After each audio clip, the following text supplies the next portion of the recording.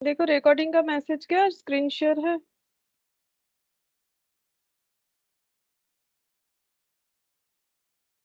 Yes ma'am. अच्छा अच्छा, देखो लास्ट क्लास में हम लोग जो यहाँ तक कंप्लीट हुआ था इलास्ट्रेशन 2 का, यहाँ रेशियोज जो है मैंने बताया था, हम लोग यहाँ पर profit and loss prior to incorporation कर रहे हैं, ठीक है। तो इलास्ट्रेशन 2 से जो है हमें करना पड़ेगा ये होम, मैंने बोला था 2 3 ये होमवर्क कर सकते हैं हम लोग, तो इलास्ट्रेशन 2 से स्टार्ट करते थे।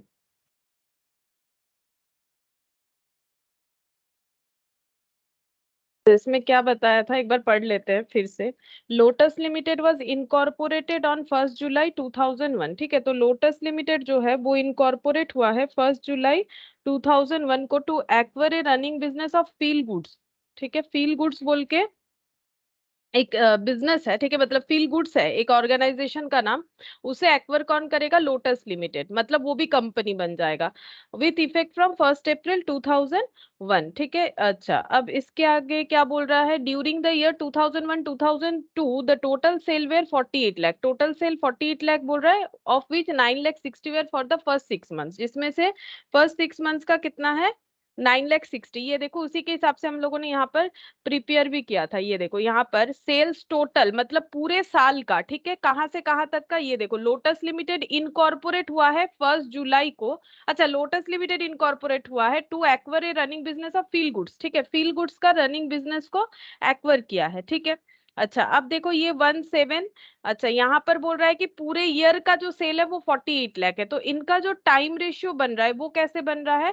ये बिजनेस चल रहा था 1 अप्रैल 2001 से, ठीक है, फिर यहाँ इनकॉर्पोरेट हुआ, फिर आगे जाके वो कंपनी बन गया। तो यहाँ पर अप्रैल से लेके 1 जुलाई, अप्रैल मई जून, ठीक है, ये 3 मंथ्स, ठीक है, यहाँ 3 मंथ्स और यहाँ पर हो जाएगा बचे हुए 9 मंथ्स, 12 मंथ्स में ये टाइम रेशियो बनेगा। ये देखो यहाँ पर टाइम रेशियो शायद मैंने, अच्छा टाइम रेशियो यहाँ पर नहीं कैलकुलेट किया था क्या मैंने, याद नहीं आ रहा है। अच्छा देखना पड़ेगा, ठीक है, अगर नहीं किया है तो हम लोग कर लेंगे। और यहाँ पर सेल पूरा बोला है 48 लाख, 48 लाख में से 9 लाख 60 फॉर फर्स्ट 6 मंथ्स, तो 6 मंथ्स कितना होता है 6 मंथ्स के लिए? यानी यहाँ पर फर्स्ट 6 मंथ्स का बोल रहा है 9 lakh 60। The gross profit of the company 7 lakh 81 600। अच्छा, पहले इसको डील कर लेते हैं। टोटल सेल्स में से 9 लाख 60 जो है वो फर्स्ट 6 मंथ्स का है, तो बचे हुए 6 मंथ्स का कितना होगा? 48 लाख माइनस 9 लाख 60, 38 लाख 40,000, और सारे सेल्स को हमें प्री पोस्ट में डिवाइड करना है। तो प्री टाइम जितना है और पोस्ट टाइम जितना है उसको जब हम लोग डिवाइड करेंगे, तो प्री टाइम 3 मंथ्स है जैसे कि अभी मैंने करके यहाँ पर दिखाया था, तो 3 और यहाँ पर हो जाएगा बाकी बचे हुए 9 मंथ्स। तो यहाँ पर देखो 9 लाख 60 जो है वो फर्स्ट 6 मंथ्स का था, फर्स्ट 6 मंथ्स का था, तो इसमें से हमें 3 मंथ्स का अलग करना पड़ेगा क्योंकि ये प्री पीरियड का, इसका कैलकुलेशन अलग होता है, पोस्ट का अलग होता है। तो 6 में से 3 मंथ्स का इतना हो गया, यहाँ 9 मंथ्स का कैलकुलेट करेंगे, तो ये कैसे कैलकुलेट करेंगे? 9 लाख 60 फॉर 6 मंथ्स, तो बचे हुए 3 मंथ्स, क्योंकि यहाँ टोटल 6 मंथ्स है जिसमें से 3 प्री में जाएगा, 3 पोस्ट में जाएगा, और ये पूरा का पूरा 9 मंथ्स पोस्ट में आएगा, और 9 मंथ्स का सेल इतना है, और ये टोटल करके सेल का रेशियो आ गया था, ठीक है। अब हम लोग को क्या करना है? अपने जो भी मतलब फाइनल अकाउंट है उसको प्री और पोस्ट में डिवाइड करके दिखाना पड़ेगा, ठीक है। तो यहाँ पर हम लोग स्ट्रक्चर बना लेते हैं। स्टेटमेंट शोइंग, ऐसे करके प्रेजेंटेशन होता है। Statement showing calculation on off profit for the pre and post incorporation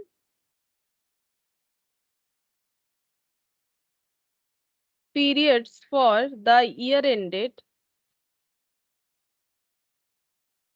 अच्छा, ईयर कौन सा था? ईयर एंडेड 31 मार्च 2002, 31 मार्च 2002, ठीक है। अच्छा, तो कैसे होगा? कॉलम पहले लिखेंगे पर्टिकुलर्स,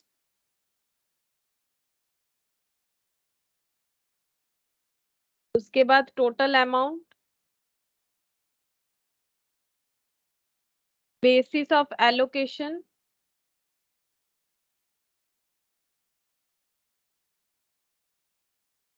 प्री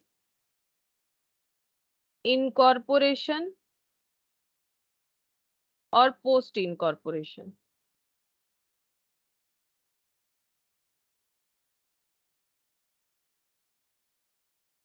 अच्छा,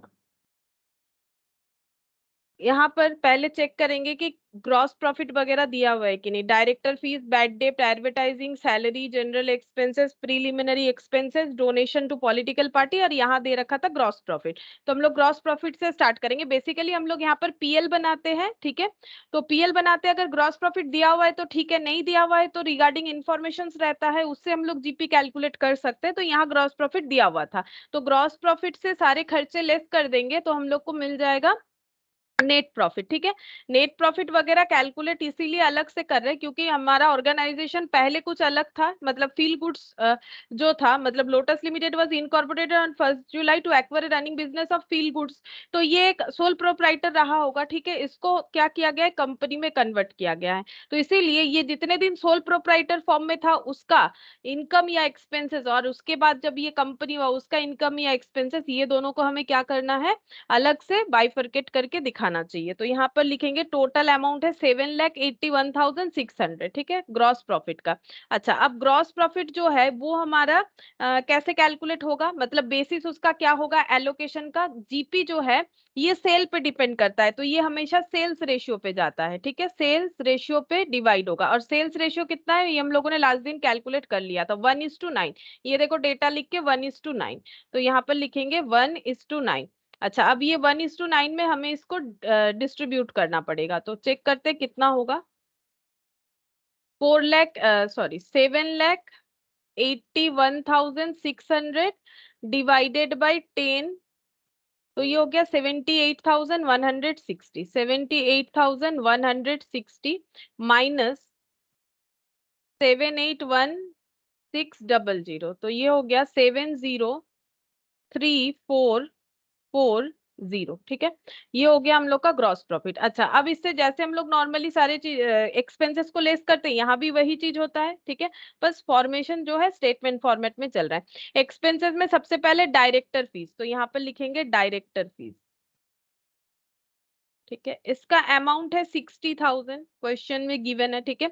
अच्छा, इसका बेसिस क्या होना चाहिए, तो डायरेक्टर जो है वो कंपनी अपॉइंट करती है, कोई सोल प्रोप्राइटर हो या पार्टनरशिप हो, ठीक है। क्या इनका डायरेक्टर होता है, नहीं होता है, कंपनी का डायरेक्टर होता है। तो इसका मतलब ये पोस्ट बेसिस पे जाएगा, क्योंकि फॉर्मेशन जो है बिजनेस का हमेशा पोस्ट बेसिस पे ही वो कंपनी बन रही है। तो पोस्ट बेसिस पे होगा, यानी पूरा का पूरा 60,000 पोस्ट के खर्चे में चला जाएगा, ठीक है। ये हो गया डायरेक्टर्स फीस। अच्छा, उसके बाद नेक्स्ट हम लोग देखते हैं कौन सा खर्चा दे रखा है। डायरेक्टर फीस के बाद बैड डेप्ट, तो बैड डेप्ट लिखेंगे यहाँ पर। बैड डेप्ट टोटल है 14,400। अब बैड डेप्ट को कैसे डिस्ट्रीब्यूट करेंगे, क्या ये प्रीपोस्ट दोनों में जाएगा, दोनों में जाएगा, क्योंकि बैड डेप्ट मतलब सेल करते हैं क्रेडिट पे, और अगर कोई पैसा नहीं देता है तो वो बैड डेप्ट होता है। तो वो कंपनी का भी हो सकता है, नॉर्मल बिजनेस ऑर्गेनाइजेशन का भी हो सकता है। तो ये दोनों, हमें ये जो खर्चा है ये दोनों जगह डिस्ट्रीब्यूट होगा।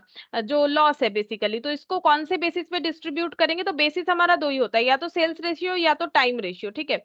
तो यहाँ पर हमारा सेल्स रेशियो में होगा क्योंकि बैड डेप्ट जो है वो सेल्स रेशियो पे डिपेंड करता है, ठीक है।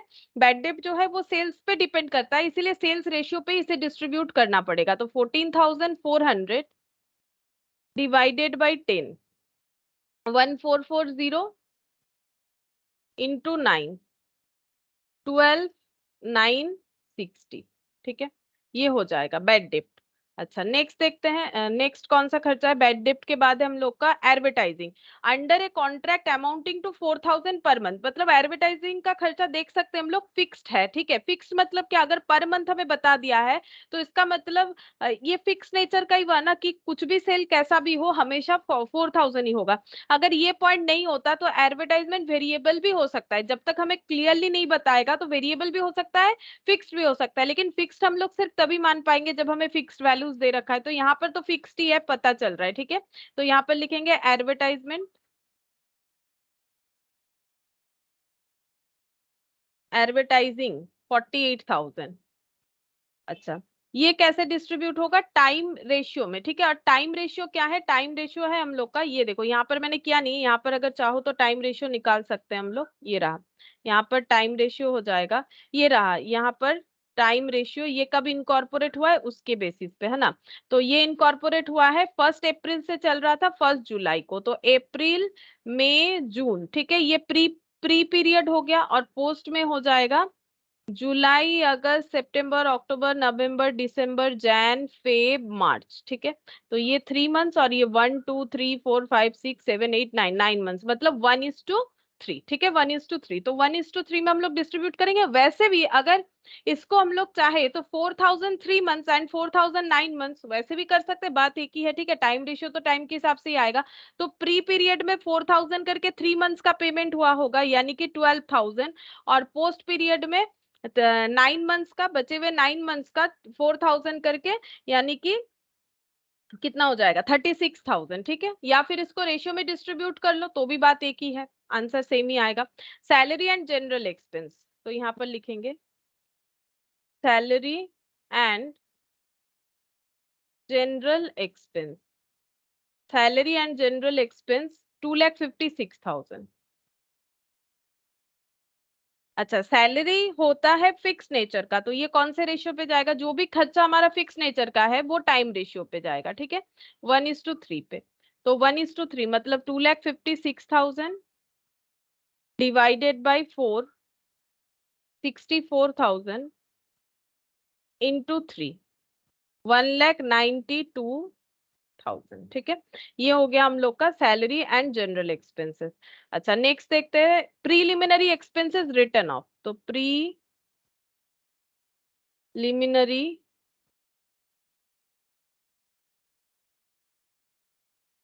अच्छा, अब ये प्रीलिमिनरी एक्सपेंसेस जो है वो किसका होता है, वो कंपनी जब फॉर्मेशन में रहता है, मतलब कंपनी स्टार्टिंग में जब फॉर्म होता है तो उसके जो भी खर्चे होते हैं उस खर्चे का नाम है प्रीलिमिनरी एक्सपेंसेस। तो अगेन ये रिलेटेड विद, जैसे डायरेक्टर वाला था पोस्ट, ठीक है, पोस्ट पीरियड, क्योंकि कंपनी से रिलेटेड खर्चा है, कोई और ऑर्गेनाइजेशन का स्टार्टिंग का फॉर्मेशन के खर्चे का नाम प्रीलिमिनरी एक्सपेंसेस नहीं होता है। अब ये क्या होता है, पीएल में धीरे धीरे राइट ऑफ किया जाता है, ठीक है। तो अगर ये राइट ऑफ कर रहे हैं तो ये हमारा पोस्ट बेसिस का खर्चा माना जाएगा, प्री बेसिस यानी कि जब कंपनी नहीं बना था तब का नहीं है। तो ये वाला हो जाएगा 20,000 हमारे पोस्ट पीरियड में आ जाएगा। अच्छा, इसके बाद देखते हैं कौन सा खर्चा है, donation to political party given by the company. अब ये बोल ही रहा है कि कंपनी दिया है, तो ये पूरा पोस्ट पीरियड में आ जाएगा। तो यहाँ पर लिखेंगे donation to political party given by company, post में जाएगा क्योंकि कंपनी ने खर्चा किया है। ये भी 20,000 है। बस और कुछ नहीं। अब हम लोग क्या कैलकुलेट करेंगे, नेट प्रॉफिट। तो यहाँ पर लिखेंगे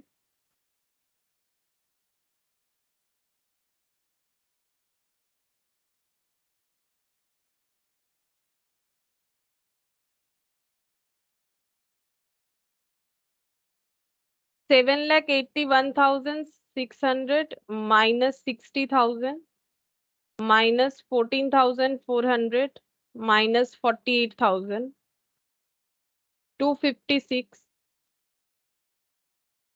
20 और 20 मतलब माइनस 40,000। अच्छा, ये कैलकुलेट होके आ गया है 3,63,200। अच्छा, अब यहाँ पर चेक करते हैं 78,160 माइनस 1440 माइनस 12,000 माइनस 64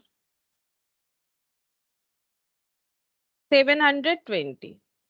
अच्छा, और ये कितना होगा, इससे माइनस करके लिख दो तो भी पता चल जाएगा, या फिर यहाँ से माइनस कर करके लिखोगे तो भी एक ही बात है। ये हमें टोटल तो पता है ना, तो प्री का पता चल गया, पोस्ट माइनस कर देते, इतना मेहनत क्यों करे। तो यहाँ पर लिख लेते 3,62,480। टाइम बचेगा ना, क्योंकि हम लोग का ये टोटल जो है नेट प्रॉफिट का, ये नेट प्रॉफिट टोटल जो दिख रहा है ना हम लोग को, ये हम लोग का प्री और पोस्ट दोनों पॉइंट का मिला के दिख रहा है, ठीक है। अब हमें प्री का मिल गया तो इससे ये माइनस कर देंगे तो पोस्ट वाला भी मिल जाएगा। और हम लोग को लैंग्वेज में लिखना पड़ता है, अभी हम जो है जस्ट ऐसे ही लिखवा देते हैं, ठीक है। लैंग्वेज में लिखना पड़ता है। ये कैसा प्रॉफिट है, ये होता है कैपिटल प्रॉफिट। ठीक है। और इसे हम लोग क्या बोलते हैं, इसे हम लोग बोलते हैं रेवेन्यू प्रॉफिट। खुद का अर्न किया गया प्रॉफिट को बोला जाता है रेवेन्यू प्रॉफिट। किसी और के प्रॉफिट को जब हम लोग एक्वर करने के टाइम, बिजनेस एक्वर करने के टाइम उसके प्रॉफिट को भी लिया एक्वर किया जाता है, तो वो प्रॉफिट हम लोगों ने नहीं बनाया है, पहले के ऑर्गेनाइजेशन ने बनाया और उनका प्रॉफिट हम लोग एक्वर कर रहे हैं, तो इसको बोला जाता है खरीदा गया प्रॉफिट, तो दैट इज कैपिटल प्रॉफिट। ठीक है, ये ट्रांसफर होता है कैपिटल रिजर्व में। और रेवेन्यू प्रॉफिट ये ट्रांसफर होता है प्रॉफिट एंड लॉस में, प्रॉफिट एंड लॉस अकाउंट में। ये पॉइंट हमेशा क्वेश्चन के लास्ट में जो है हमें आंसर में दे देना चाहिए। जैसे कि हम दिखा देते हैं कैसे करके, इन्होंने भी लिखा होगा, यहाँ दिखा देते हैं, देखो ये आंसर। अच्छा यहाँ लिखा नहीं है, चलो कोई बात नहीं, लेकिन हम लोग लिख देंगे। ठीक है, लिखने से बेटर होता है कि यहाँ पर ये प्रॉफिट क्या है, ये प्रॉफिट क्या है, अगर लिख दोगे तो कोई प्रॉब्लम नहीं है, अच्छा ही होगा। अच्छा, अब नेक्स्ट हम लोग इलस्ट्रेशन 3 पे चलते हैं। ये भी होमवर्क था, इलस्ट्रेशन 3। अच्छा, इस पे क्या बोला है देखो, the promoters of glorious limited took over on behalf of the company A running business with effect from 1 अप्रैल 2001। बोल रहा है कि प्रोमोटर्स ऑफ ग्लोरियस लिमिटेड, ठीक है, ग्लोरियस लिमिटेड बोल के कोई कंपनी है, इनके प्रोमोटर्स क्या कर रहे हैं, टुक ओवर कर रहे हैं on behalf of the company A running business with effect from 1 अप्रैल 2000। एक रनिंग बिजनेस को ये एक्वर कर रहे हैं, मतलब ले रहे हैं। ठीक है, ये और वो जो बिजनेस को ये लोग टुक ओवर कर रहे हैं, मतलब टेक ओवर, मतलब खरीदा जा रहा है, वो 1 अप्रैल से चल रहा है। तो कंडीशन क्या है, 1 अप्रैल 2001 से एक बिजनेस चल रहा था, ठीक है, इसको टेक ओवर किया जा रहा है ग्लोरियस लिमिटेड के प्रोमोटर के बिहाफ में। The company got incorporated on 1 अगस्त 2001। ठीक है, और ये कंपनी बन रही है 1 अगस्त 2001 को। अच्छा, the company got incorporated. अच्छा, the annual accounts were made up to 31st March 2002। 31st March 2002 तक का अकाउंट्स जो है ये रेडी हो चुका है। ठीक है, एनुअल अकाउंट्स जो है ये रेडी हो चुका है, विच रिवील्ड, जिससे ये पता चल रहा है that the sales for the whole year total 1600 lakh. बोल रहा है होल ईयर, मतलब ये यहाँ से यहाँ, ईयर मतलब पूरा 12 मंथ्स होता है, तो यहाँ का सेल्स बताया गया है 1600 लाख। ठीक है, आगे क्या बोल रहा है, आगे बोल रहा है देखो यहाँ पर, out of which sales till 31 July were for 400 lakh. इसमें से 31 जुलाई तक का जो सेल है वो है 400 लाख। ठीक है, तो यहाँ पर 31 जुलाई मतलब ये जुलाई के बाद ही तो अगस्त आता है ना, मतलब हम लोग बोल सकते हैं कि यहाँ से लेके यहाँ तक का जो सेल है, ठीक है, यहाँ से लेके यहाँ तक का जो सेल है ये कितना है, ये है हम लोग का 400 लाख सेल। ठीक है, यहां से यहां तक का। तो अगर पूरे ईयर का 1600 लाख है, तो यहां से यहाँ का सेल कितना होगा, ये हम लोग खुद ही फाइंड आउट कर सकते हैं। अगर ये पूरा 1600 लाख है, ये 400 लाख है, तो फॉर दिस पीरियड सेल कितना होगा, बोलो। 1200। हाँ, 1200 लाख हो जाएगा। 1600 माइनस 400, तो ये हो गया 1200 लाख, ये बन गया सेल। ठीक है, सेल हम लोगों ने कैलकुलेट कर लिया। अच्छा, क्या प्री पोस्ट पीरियड भी हमें मिल गया, बिल्कुल मिल गया। यहाँ से यहाँ प्री पीरियड है, यहाँ से यहाँ पोस्ट पीरियड है। टाइम भी लिख लेते हैं, यहाँ से काउंट करते हैं, अप्रैल का 1 तारीख, अप्रैल मई जून जुलाई, मतलब ये 4 मंथ्स, और ये बाकी 12 से माइनस कर दो या फिर यहाँ से कैलकुलेट कर लो, एक ही बात है। अगस्त सितंबर अक्टूबर नवंबर दिसंबर जैन फे मार्च, मतलब 8 मंथ्स हो जाएगा। ठीक है, 8 मंथ्स, तो लगभग हमारा जो रेशियोज है वो निकलने वाला है। ठीक है, क्योंकि देखो टाइम रेशियो का डिटेल्स मिल गया है, टाइम रेशियो निकाल लेंगे, सेल्स रेशियो भी डिटेल्स मिल गया, ये भी निकाल लेंगे। ठीक है, अच्छा, ग्रॉस प्रॉफिट रेशियो बता दिया है 25%। इस बार हमें जीपी का अमाउंट नहीं बताया, जीपी रेशियो बताया, तो सेल वेल बताया होगा। ठीक है, सेल तो बताया, ये देखो सेल बताया, यहाँ से हम लोग खुद जीपी कैलकुलेट कर लेंगे। ठीक है, यहाँ पर और एक इंफॉर्मेशन दिया है, जीपी के बिना ये स्टेटमेंट कैसे स्टार्ट करेंगे, तो जीपी खुद से कैलकुलेट कर सकते हैं। तो जीपी है हम लोग का, यहाँ पर क्वेश्चन में बता रखा है 25% ऑन सेल, इसको हम नोट डाउन कर लिए।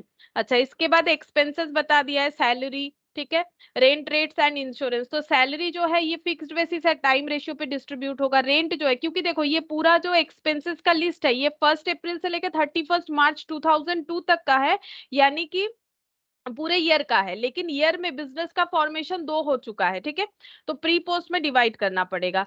Sundry office expenses, travelling commission, discount allowed, bad debt, director fees, tax audit fees, depreciation on machinery, debenture interest. Prepare statement showing the calculation of profit for the pre incorporation and post incorporation, ठीक है।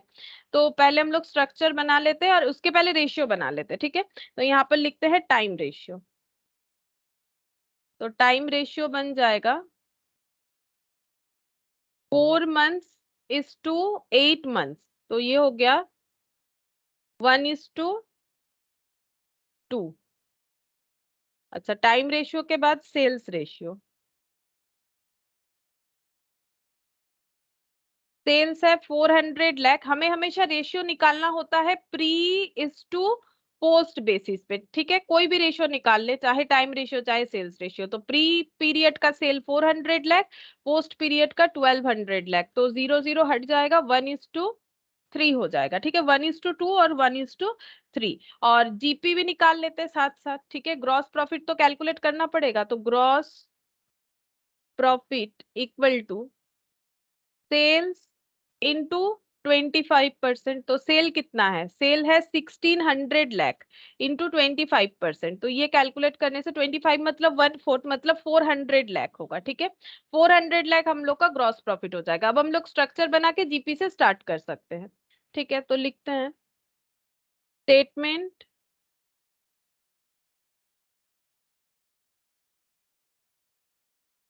showing the calculation of profit for the period for the pre and post, for the pre and post incorporation period.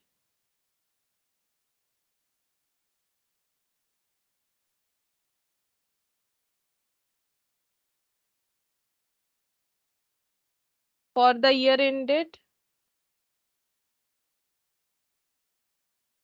31st March 2002.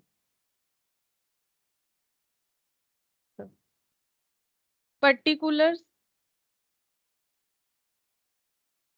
total amount,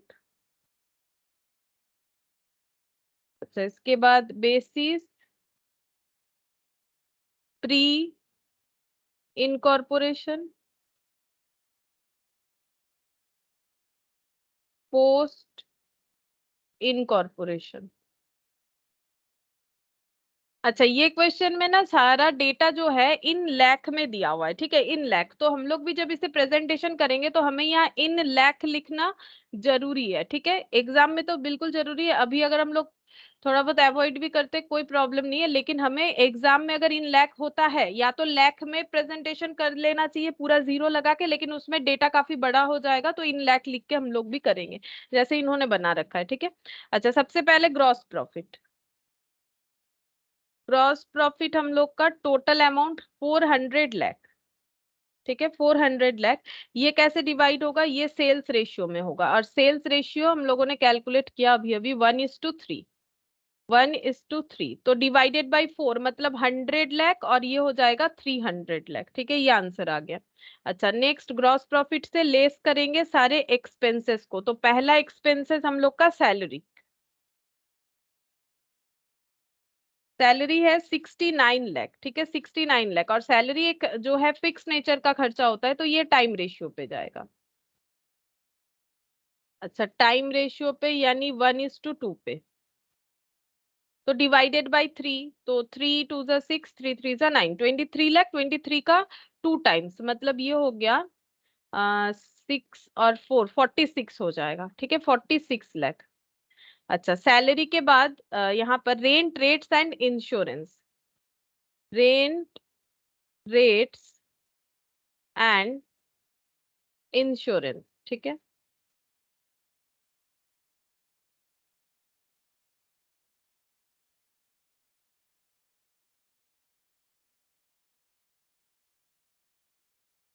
good afternoon Anant. Good afternoon ma'am. अच्छा, तो कहाँ से लगे question, ये रहा, ठीक है। रेंट रेट्स एंड इंश्योरेंस, तो रेंट रेट्स एंड इंश्योरेंस है 24 लाख, ठीक है, 24 लाख। अब ये भी फिक्स नेचर का खर्चा है, तो ये भी टाइम रेशियो पे जाएगा। टाइम रेशियो है 1:2, ठीक है, डिवाइडेड बाई 3 कर लेते हैं तो 8 हो जाएगा, और 8 का 2 टाइम्स यानी कि 16 बन गया, ठीक है। Rent rates and rent rates and insurance. अच्छा, नेक्स्ट देखते हैं सन्ड्री ऑफिस एक्सपेंसेस। तो यहाँ पर लिखते हैं सन्ड्री ऑफिस एक्सपेंसेस। अच्छा, ये कितना बोला है, ये बोल रहा है 66 लाख। अच्छा, इसका डिस्ट्रीब्यूशन कैसे होना चाहिए, तो ऑफिस एक्सपेंसेस है तो ये सेल्स पे थोड़ी ना डिपेंड करता है कि सेल कम हुआ या ज्यादा हुआ। ऑफिस एक्सपेंसेस जो जैसे कि प्रिंटिंग, पोस्टेज, ये सब क्या होता है, फिक्स नेचर का होता है, तो इसको हम लोग क्या करेंगे, टाइम रेशियो पे बनाएंगे, ठीक है। सेल पे सिर्फ वही जाना चाहिए जो सेल डिपेंडेंट है, जो सेल इंडिपेंडेंट है वो सेल पे नहीं जाएगा, तो फिर जो टाइम रेशियो है उस पे जाएगा। तो 1:2, तो डिवाइडेड बाई 3 यानी 22, 22 का डबल यानी कि 44।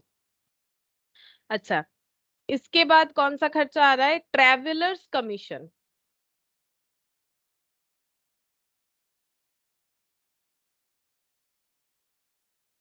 अच्छा, ट्रेवलर्स मतलब जो लोग जो है ट्रैवल कर रहे हैं उनको कमीशन मिल रहा है। ये बेसिकली जो है सेल्स एजेंट होते हैं, ठीक है। ये जगह जगह जाके ट्रैवल करके सेल करते हैं, उसके बदले इन्हें कमीशन मिलता है।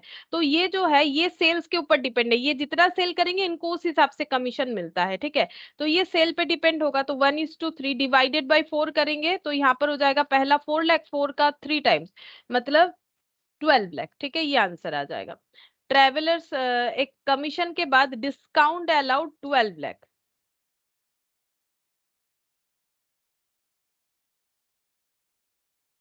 डिस्काउंट अलाउड, ठीक है, ये तो सेल के ऊपर ही होता है, ये तो हमें समझ में आता है इजीली। सेल करते हैं उसी के बेसिस पे, जिसका जो मेथड है उस हिसाब से वो डिस्काउंट दे सकता है, जो पॉलिसी फॉलो करता है। तो डिवाइडेड बाय 4 यानी 3, 3 × 3 9 लाख, ठीक है। अच्छा, डिस्काउंट अलाउड बन गया। नेक्स्ट देखते हैं क्या होगा। डिस्काउंट अलाउड के बाद है हम लोग का बैड डेप्ट। बैड डेप्ट डायरेक्टर फीस। अच्छा, बैड डेप्ट टोटल जो है वो है 4 लाख, ठीक है, ये टोटल अमाउंट का कॉलम था 4 लाख। बेसिस क्या हो जाएगा, सेल्स, क्योंकि बैड डेप्ट हमेशा सेल के ऊपर ही डिपेंड करता है। तो बैड डेप्ट लिखा है मैंने 4 लाख। अच्छा, हाँ, सेल्स रेशियो कितना है, सेल्स रेशियो देखते हैं, 1:3। 1:3, तो 4 यानी 1 और यहाँ पर हो जाएगा 4, ठीक है, ये अमाउंट आ जाएगा। अच्छा, नेक्स्ट देखते हैं बैड डेप्ट के बाद directors fees 25 lakh.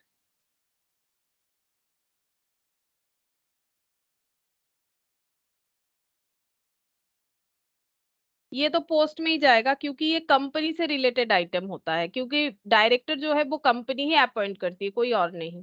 Travellers commission, discount, director. अब टैक्स ऑडिट फीस, ठीक है, टैक्स ऑडिट फीस। तो टैक्स ऑडिट फीस जो होता है वो सेल पे डिपेंड करता है, ठीक है। जो टैक्स ऑडिट फीस जो है अलग अलग तरीके का होता है, उसमें से जो टैक्स ऑडिट फीस है वो सेल के ऊपर डिपेंड करता है, और वो दोनों पे होता है। जैसे देखो, कंपनी को ऑडिट करवाना ही पड़ता है, लेकिन उसका एक मतलब क्राइटेरिया होता है कि कितना सेल करने से ऑडिट करवाना पड़ेगा। तो यहाँ पर हमें बोला नहीं है कि कौन किस तरह का ऑडिट फीस, मतलब कंपनी ने करवाई नहीं करवाया, लेकिन नाम क्या है, टैक्स ऑडिट फीस। तो टैक्स ऑडिट फीस कोई भी ऑर्गेनाइजेशन करवा सकता है, चाहे वो कंपनी हो चाहे वो नॉन कंपनी हो, तो दोनों केस में ये डिस्ट्रीब्यूट हो जाएगा। और टैक्स ऑडिट फीस हमेशा सेल के ऊपर डिस्ट्रीब्यूट होता है, ठीक है, सेल्स रेशियो पे डिस्ट्रीब्यूट होगा। तो 9 लाख डिवाइडेड बाई 4 चेक करते हैं, 2.25 इंटू 3, 6.75 टैक्स ऑडिट फीस। अच्छा, इसके बाद आ रहा है डेप्रिसिएशन ऑन मशीन।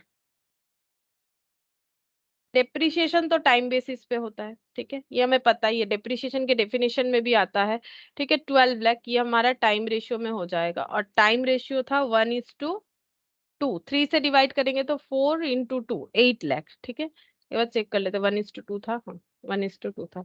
अच्छा, डेप्रिसिएशन के बाद डिवेंचर इंटरेस्ट, तो डिवेंचर भी तो कंपनी को ही इशू करना अलाउड है, और कोई ऑर्गेनाइजेशन तो डिवेंचर इशू नहीं कर सकता है, तो डिवेंचर इंटरेस्ट भी चला जाएगा पोस्ट बेसिस में, ठीक है। तो 11 लाख ये हमारे पोस्ट बेसिस पे चला जाएगा।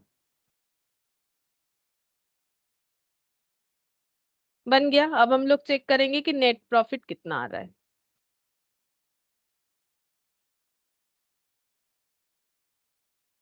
400 माइनस 69 माइनस 24 66 16 12 4 25 9 12 11 152। अच्छा, अब कोई भी एक कैलकुलेट करते, दूसरा बैलेंस करके निकाल सकते हैं। 100 प्री वाला ही देख लेते हैं। ये जीपी है माइनस एक्सपेंसेस 23 8 22 4 और 9, और इधर आ जाएगा 1 4 और 1 5 माइनस 2.25। अच्छा, तो यहाँ आंसर आ रहा है 26.75। एक सेकेंड, आंसर तो मैच नहीं हुआ। 100 फिर से चेक करते हैं। 100 माइनस 23 माइनस 8 माइनस 22 माइनस 4 और 3 7 40। अच्छा 40, हाँ अब हो जाएगा, तब शायद कुछ गलत हो गया था। अच्छा, यहाँ पर 1 और 2 5 माइनस 5 माइनस 2.25 32.75, ठीक है 32.75। अब ये इधर वाला कैलकुलेट किए बिना भी कर सकते हैं, यहाँ से 152 लेस कर देते हैं, टोटल जो नेट प्रॉफिट आया उससे प्री वाला पोर्शन हटा देते हैं, तो पोस्ट वाला पोर्शन मिल जाएगा 119.25, ठीक है। ये हम लोग का नेट प्रॉफिट आ गया। और इसमें भी सेम कंडीशन, ठीक है, ये जो है ये हमारा कैपिटल रिजर्व में जाता है क्योंकि ये कैपिटल प्रॉफिट है, और ये जो है ये हम लोग का पीएल में जाता है क्योंकि ये हम लोग का रेवेन्यू नेचर का प्रॉफिट होता है। चेक कर लेते हैं एक बार, ठीक है 32.75 119.25। अच्छा, नेक्स्ट देखते हैं इलास्ट्रेशन 4।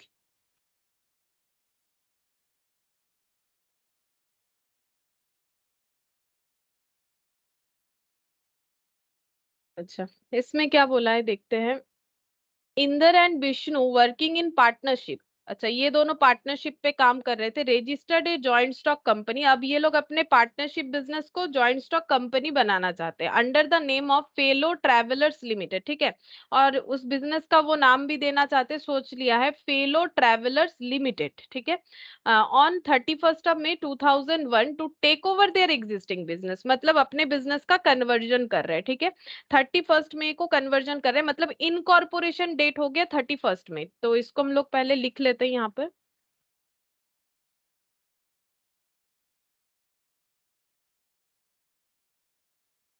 इनकॉर्पोरेट, इनकॉर्पोरेट हुआ है इस डेट पे फेलो ट्रेवलर्स लिमिटेड, ठीक है।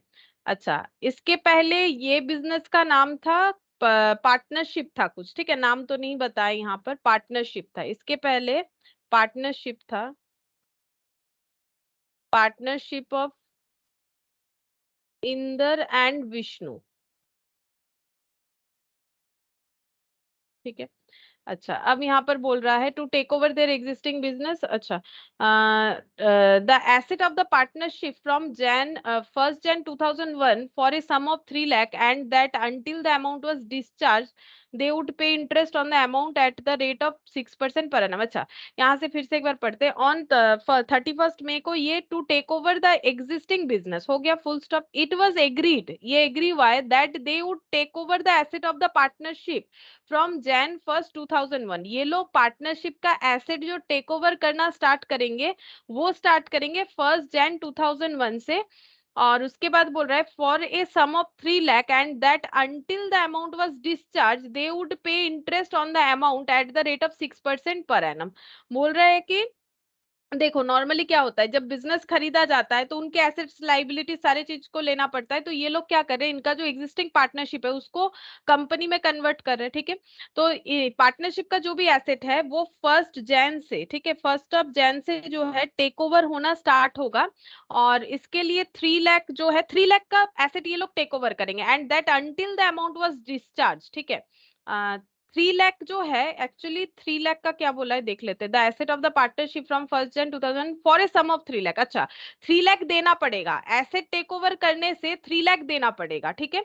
मतलब परचेस कंसिडरेशन बोल सकते हैं। ये क्या निकल के आ रहा है, ये निकल के आ रहा है परचेस कंसिडरेशन, ठीक है। परचेस कंसिडरेशन कितना है, 3 लाख का है, and that until the amount was discharge. और जब तक वो 3 लाख नहीं दे देते हैं उनको इंटरेस्ट देते जाना पड़ेगा 6% पर एनम में। मतलब जितना ड्यू रखेंगे उतना जो है उतने टाइम पीरियड के लिए 6% पर एनम करके इनको इंटरेस्ट देते जाना पड़ेगा परचेस कंसिडरेशन के ऊपर। The amount was paid on June 30, ठीक है।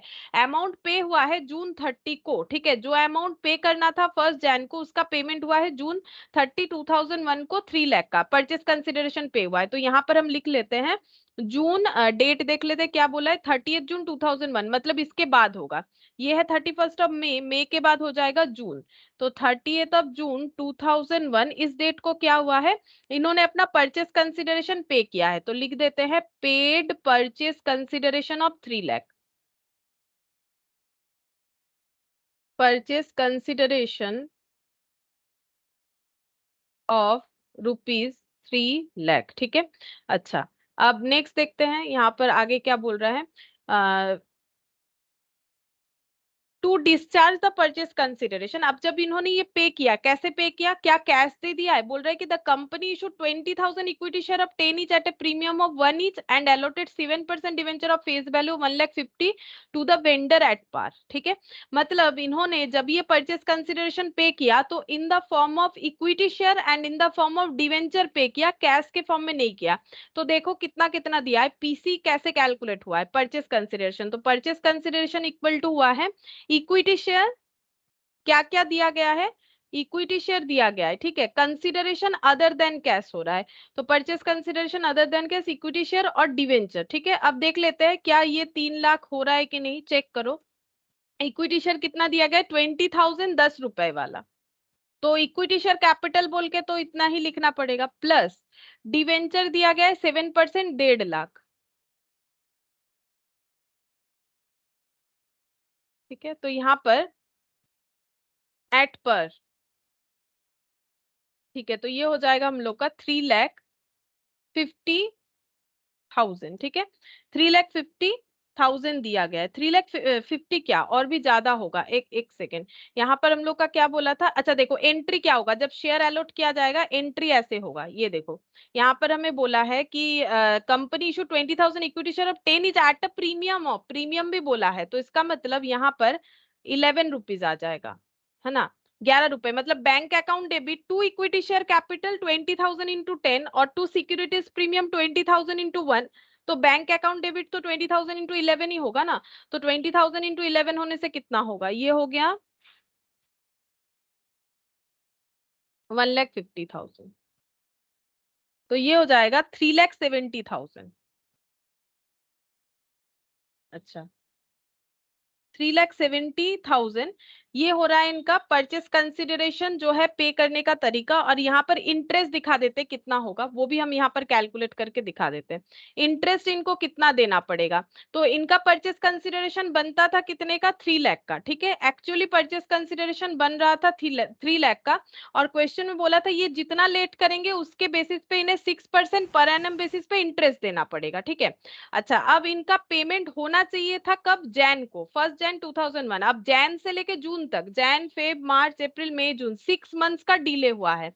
तो 6 मंथ्स का इंटरेस्ट देख लो कितना होगा, 3,09,000, 9,000. ठीक है। तो इसका मतलब इनको 9,000 का जो है इंटरेस्ट भरना पड़ेगा। इसके बारे में देखो क्वेश्चन में डिटेल्स में भी दिया हुआ हो सकता है, चेक करके देखते हैं। ये देखो इंटरेस्ट, डिवेंचर इंटरेस्ट, ये तो डिवेंचर का इंटरेस्ट ऑन परचेस कंसिडरेशन, ये देखो 9,000, मतलब कैलकुलेट अगर हम लोग नहीं भी करते तो भी चलेगा, दिया हुआ था। और अगर क्वेश्चन में नहीं दिया होता है तब हम लोग को कैलकुलेट करना पड़ता है, वैसे यहाँ पर दिया हुआ था, तो अगर कैलकुलेट नहीं भी करेंगे ना ये वाला तो भी ठीक है, कोई प्रॉब्लम नहीं है इसका, क्योंकि हमारे पास जो है अवेलेबिलिटी है। अच्छा, और यहाँ पर डिवेंचर इंटरेस्ट का भी दिया हुआ है, चाहो तो एक बार चेक करके देख सकते हैं कोई आउटस्टैंडिंग है कि नहीं, वो हम लोग एक बार चेक करके देख सकते हैं। अच्छा, ठीक है, अब हम लोग इसका टाइम रेशियो भी निकालते हैं आगे पढ़ के। ठीक है, यहाँ पर ये हो गया यहाँ से यहाँ तक प्री पीरियड, और ये हो गया पोस्ट पीरियड बाकी। तो प्री पीरियड कितने टाइम का होता है, ये 1 अप्रैल से चल रहा होगा बिजनेस, 1 अप्रैल से लेके 31 मई, अप्रैल मई जून, अप्रैल में यानी 2 मंथ्स हो जाएगा। 2 मंथ्स हो रहा है क्या, अप्रैल में जून, ये अप्रैल का नहीं है, फिर 1 जैन का होगा। ये देखो इनका बिजनेस 31 दिसंबर को एंड होता है। अच्छा, तो फिर ये अप्रैल नहीं देंगे हम लोग, जैन देंगे। ठीक है, जैन फेब मार्च अप्रैल में 5 मंथ्स हो जाएगा। अगर दिसंबर में एंड होता है तो ऑब्वियसली ये फिर हमें क्या देना पड़ेगा, ये तो देख के ही पता चल रहा है ना, यहाँ दे दिया है दिसंबर, तो दिसंबर में एंड होगा तो फिर जैन में स्टार्ट होगा। ये 5 मंथ्स है तो पोस्ट पीरियड बचा हुआ कितना हो जाएगा यहाँ से, 12 - 5 कर लो, 7 मंथ्स होना चाहिए। बाकी ऐसे भी तुम लोग काउंट करके भी चेक करके देख सकते हो, यहाँ से यहाँ 5 मंथ्स, यहाँ से यहाँ हो जाएगा 7 मंथ्स। ठीक है, अच्छा, अब सेल्स का डिटेल्स भी तो पता होना चाहिए, आगे पढ़ के देखते हैं सेल्स का कोई डिटेल्स है कि नहीं। ये रहा सेल्स, 1 जैन से लेके 31 मई तक 60,000, ये जो है ये 60,000 है, सेल्स बताया है। और जून से लेके दिसंबर 1,20,000, तो ये 1 जून हो जाएगा, जून से लेके दिसंबर 1,20,000। ठीक है, तो सेल्स रेशियो भी निकल जाएगा हम लोग का, तो पीछे लिख लेते हैं टाइम रेशियो और सेल्स रेशियो।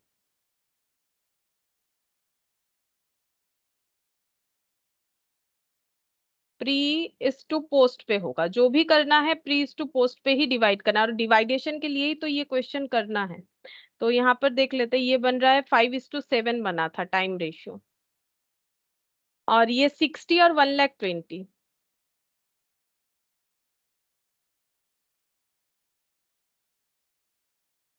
1:2। ठीक है, अच्छा, अब अगर हम लोग जीपी से स्टार्ट करते हैं तो हमारे पास ना जीपी डायरेक्टली नहीं दिया हुआ है, तो हम लोग जीपी निकाल लेंगे। परचेज दे रखा है, सेल्स दे रखा है, क्लोजिंग स्टॉक दे रखा है। ठीक है, तो हम लोग यहाँ से जीपी कैलकुलेट कर लेते हैं। चलो, जीपी को यहाँ पर चेक करते हैं कितना हो जाएगा। ग्रॉस प्रॉफिट, तो ग्रॉस प्रॉफिट कैसे कैलकुलेट करते हैं हम लोग, ग्रॉस प्रॉफिट इक्वल टू हो जाएगा ओपनिंग स्टॉक प्लस, ऐसे निकालते हैं ना जीपी का मतलब, ऐसे निकालते हैं आसान हो जाएगा, सेल्स माइनस सीओजीएस। ठीक है, तो हम लोग का जीपी आ जाएगा सेल्स, और सीओजीएस का मतलब ओपनिंग स्टॉक प्लस परचेज अगर कुछ है तो माइनस क्लोजिंग स्टॉक, तो ये हो जाता है सीओजीएस। अच्छा, अब देख लेते हैं इन्फॉर्मेशन क्या क्या अवेलेबल है। सेल्स का इन्फॉर्मेशन अवेलेबल है हमारे पास 60 और 1,20,000, दोनों मिला के 1,80,000, क्योंकि ये पूरा लिख रहे हैं हम। ठीक है, क्योंकि ग्रॉस प्रॉफिट मुझे क्या करना है, पूरे साल का कैलकुलेट करना है ना, हर जगह पे हमें गिवन होता है, या तो रेट गिवन होता है या डेटा गिवन होता है, यहाँ से लेके यहाँ तक का जीपी कैलकुलेट करना है, तो पूरा सेल हम लोगों को लेना पड़ेगा। सेल हमें अलग अलग दे रखा है, हम लोग ऐड कर लेते हैं 60 और 1,20,000, यानी हो जाएगा 1,80,000। तो सेल्स हो गया 60,000 plus 1,20,000 minus opening stock, question में कुछ नहीं है, नहीं है तो नहीं लिखेंगे। परचेज जो है 1,40,000 है, मतलब ये वाला जीरो है। ठीक है, परचेज जो है 1,40,000 है, जीरो नहीं भी लिखोगे चलेगा, मैंने ऐसे ही लिख दिया। ठीक है, क्लोजिंग स्टॉक जो है वो है 25,000। अच्छा, चेक करते हैं, 1,80,000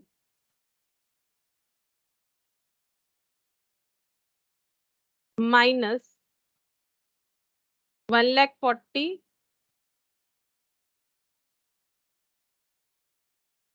माइनस 25,000, 115, 1,15,000, तो 1,80,000 माइनस कर देते हैं, 65,000। सही कैलकुलेट हुआ, 1,40,000 क्लोजिंग स्टॉक कितना है? क्लोजिंग स्टॉक है, क्लोजिंग स्टॉक इन हैंड। अच्छा, कोई डायरेक्ट एक्सपेंस है क्या? ये भी चेक करना पड़ेगा। तो जैसे वेजेस वगैरह होता है ना, फ्रेट एंड कैरेज ये ऐड होगा 5000। सैलरी पीएल का आइटम होता है, डिवेंचर इंटरेस्ट भी नहीं आएगा, डेप्रिसिएशन पीएल का आइटम होता है, इंटरेस्ट ऑन परचेज कंसिडरेशन ये भी पीएल में जाएगा, सेलिंग कमीशन। हाँ, मतलब ट्रेडिंग का कोई भी आइटम होगा तो वो तो हमें लेना पड़ेगा ना। जैसे जीपी हम ऐसे स्टेटमेंट फॉर्मेट में कर रहे, तुम लोग चाहो तो ऐसे टी शेप में ट्रेडिंग बना के भी कर सकते हो। तो अगर ट्रेडिंग बनाते हम लोग, जो कि ये भी ट्रेडिंग ही बन रहा है, तो वहां फ्रेट एंड कैरेज लेना पड़ता 5000। तो यहाँ पर भी लेंगे, मतलब परचेज प्लस डायरेक्ट एक्सपेंसेस, ये लिख लो तो याद रहेगा, ठीक है। नॉर्मली हम लोग जब लिखते हैं ट्रेडिंग में तब तो लिख ही लेते हैं। अब यहाँ पर स्टेटमेंट फॉर्मेट में क्या है, तो डायरेक्ट एक्सपेंसेस कुछ है तो वो लिखना चाहिए। जैसे मैंने ओपनिंग स्टॉक को दिखाया था कि अगर होगा तो हम लोगों को लिखना पड़ेगा, तो डायरेक्ट एक्सपेंसेस भी लिख लेना चाहिए था। और यहाँ पर इसीलिए थोड़ा सा आंसर मिस मैच हो जा रहा था। तो यहाँ पर डायरेक्ट एक्सपेंसेस में आ जाएगा हम लोग का फ्रेट कैरेज का 5000, ठीक है, और क्लोजिंग स्टॉक का 25000। इसका मतलब 25 माइनस 5 मतलब ये हो गया -20,000। 1,40,000 -20 मतलब 1,20,000, ठीक है। तो यहाँ पर ये 15 नहीं बनेगा, ये हो जाएगा 1,20,000, और ये माइनस करने से 60,000 ग्रॉस प्रॉफिट कैलकुलेट हो रहा है, 60,000 ग्रॉस प्रॉफिट आएगा। अच्छा, अब हम लोग क्वेश्चन को कर सकते हैं, ठीक है। तो यहाँ पर बाकी डेटा तो हमें मिल गया। तो एक काम करते हैं, हम नेक्स्ट पेज में ही करते हैं। यहाँ कुछ और अगर हमें जरूरत होगा, जैसे कि मैंने इंटरेस्ट वगैरह कैलकुलेट करके दिखाया, तो उसको यूज कर लेंगे। यहाँ पर लिखते हैं, वैसे भी उसमें होगा नहीं। Fellow travellers limited statement showing calculation of profit और loss for pre pre and post incorporation for the year ended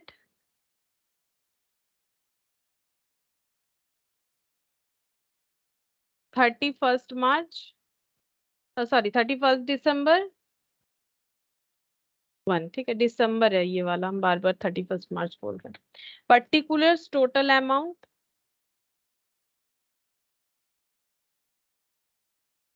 total amount basis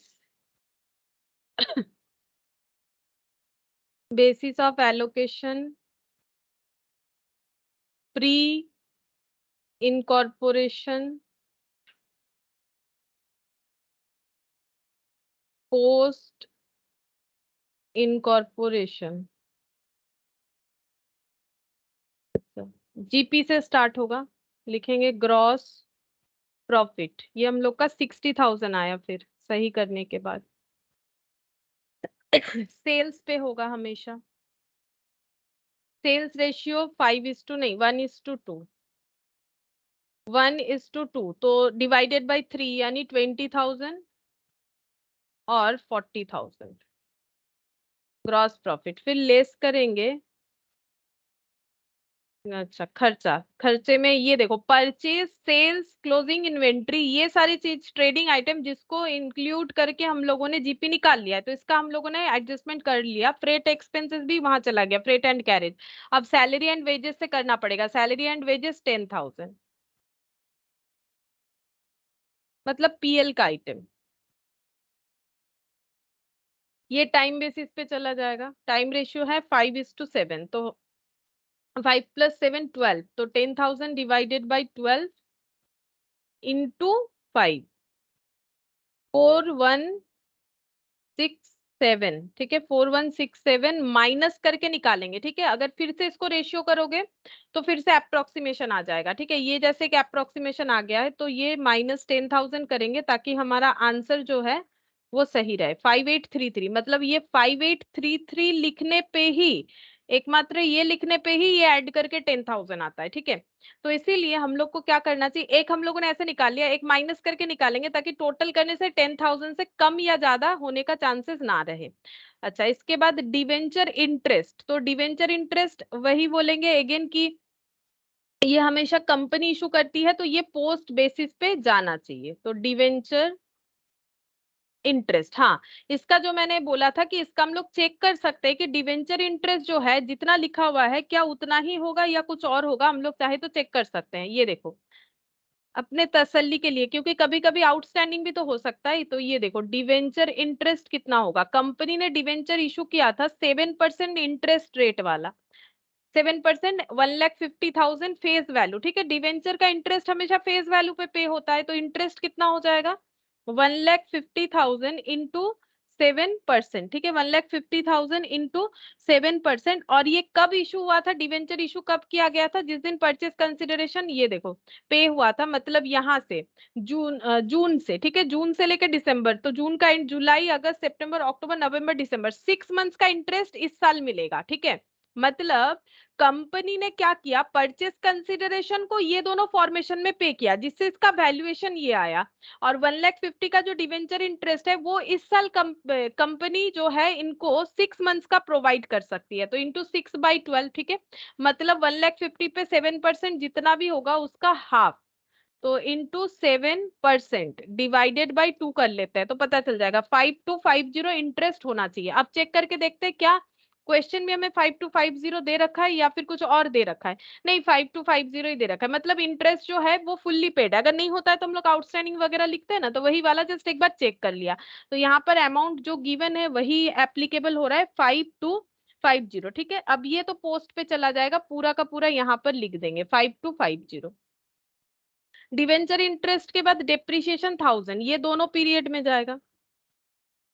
depreciation 1000 ये टाइम बेसिस पे जाएगा, 5:7, तो 5:7 मतलब 12 हो जाएगा, ठीक है। यहाँ 10,000 का ये अमाउंट आया था, तो फिर 1000 का डिवाइड करेंगे तो पॉइंट यहाँ आ जाएगा, मतलब तुम लोग कैलकुलेट करके देखो, ये 417 हो जाएगा, मतलब 416.7, तो 417 और ये 583, ठीक है। तुम लोग चाहो तो पूरा कैलकुलेट करके भी देख सकते हो। अच्छा, नेक्स्ट बोला है यहाँ पर डेप्रिसिएशन के बाद इंटरेस्ट ऑन परचेस, तो ये लिख लेते हैं इंटरेस्ट ऑन परचेस, ये दिया हुआ था क्वेश्चन में हमें, ठीक है। अमाउंट अगर नहीं दिया हुआ होता तो हम लोग को कैलकुलेट करना पड़ता, कैलकुलेट हम लोगों ने करके देखा 9,000 ही आया, ठीक है। अब इसको हम लोग कैसे डिस्ट्रीब्यूट करेंगे, ये हम लोग का टाइम रेशियो पे ही होगा, लेकिन कौन से वाले टाइम रेशियो पे, ये टाइम रेशियो हमारा चेंज हो रहा है। देखो इंटरेस्ट कब का पे हो रहा है, इंटरेस्ट पे करना था जैन को, पे हुआ है जून को, ठीक है। तो जैन कब का था, जैन का डेट देखते हैं, 2001 ही था शायद, यहाँ पर देख लेते हैं। हाँ, क्योंकि तभी टेक ओवर हो रहा है 1 जनवरी 2001, ठीक है। हम लोग को क्या करना पड़ेगा, इसका रेशियो कैलकुलेट करना पड़ेगा, ठीक है। तो इसका रेशियो हम लोग कैसे कैलकुलेट करेंगे, ये देखो यहाँ पर लिखते हैं, purchase consideration paid ratio, consideration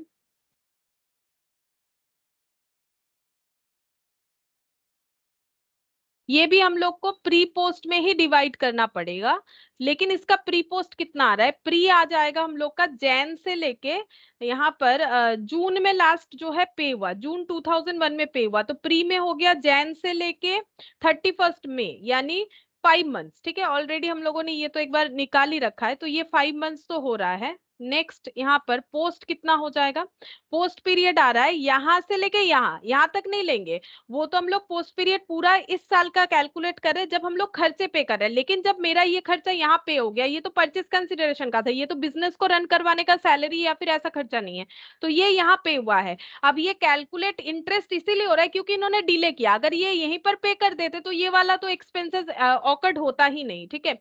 तो प्री का इतना हो जाएगा और पोस्ट का ये 3 मंथ्स हो जाएगा, ठीक है। 3 मंथ्स देख लो, मई के बाद से जून जुलाई, ठीक है, मई और इसके बाद यहाँ पर हो रहा है जून, 1 मंथ होगा, 3 बोल रहे, सॉरी 1 मंथ हो रहा है ना, ये मई है, मैंने देखा नहीं, ये मई है, मई का कंप्लीशन हो चुका है, तो जून 30 जून मतलब 1 मंथ, ठीक है। तो यहाँ पर रेशियो हम लोग का बनेगा 5:1, 5:1 ये बनेगा, परचेस कंसिडरेशन पेड रेशियो 5:1 हो जाएगा, तो यहाँ पर लिखते हैं 5:1। इसका वर्किंग नोट नंबर लिख सकते हैं हम लोग यहाँ पर, ठीक है, कि कितने नंबर वर्किंग नोट से ये मिला, वो तो हर जगह पे ही लिखना पड़ेगा, ठीक है। 9,000 डिवाइडेड बाई 6 इंटू 5, मतलब ये तो 1,500 इधर आएगा, और इंटू 5 करेंगे तो 7,500 आ जाएगा इधर, इधर 1500 आ जाएगा। अच्छा नेक्स्ट देखो, सेलिंग कमीशन 9000। सेलिंग कमीशन तो सेल्स रेशियो पे होगा 1:2, तो डिवाइडेड बाय 3 मतलब 3000 6000। फिर इसके बाद डायरेक्टर फी, ये भी कंपनी का जाएगा,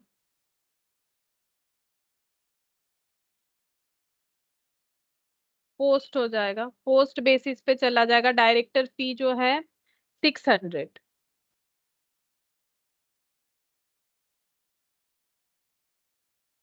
प्रीलिमिनरी एक्सपेंसेस तो ये भी कंपनी का होता है,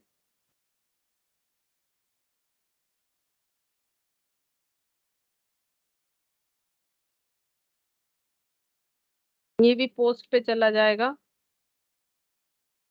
अच्छा इसके बाद प्रोविजन फॉर टैक्सेस बोल भी दिया है, एंटायरली रिलेटेड विद कंपनी, अगर नहीं भी बोलता है तो भी प्रोविजन फॉर टैक्सेशन जो है ये कंपनी का आ जाएगा। ठीक है, प्रोविजन फॉर टैक्सेशन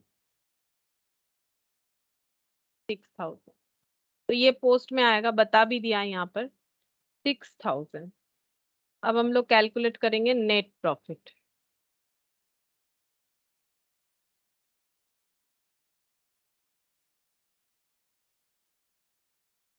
$60,000 माइनस 10,000 मतलब 50,000, 6,250। 60,000 माइनस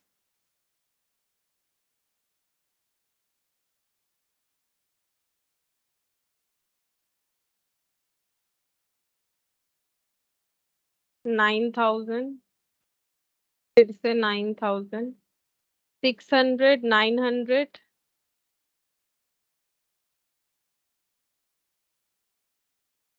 6,000, 18,250, 20,000 प्लस 4167, 4177500, 3,000, 4916 माइनस 18,250, 13,334, 13,334। अच्छा चेक करते हैं, 13,333 आया है, वो अप्रोक्सीमेशन के वजह से 4917 मेरा यहाँ 6 आया है। ठीक है, वो अप्रोक्सीमेशन के वजह से आंसर ऐसा है, तो ठीक है कोई प्रॉब्लम नहीं है इसमें। ठीक है, यहाँ पर ये शायद इन्होंने 7 के जगह 6 रखा होगा, ऐसा कुछ होगा।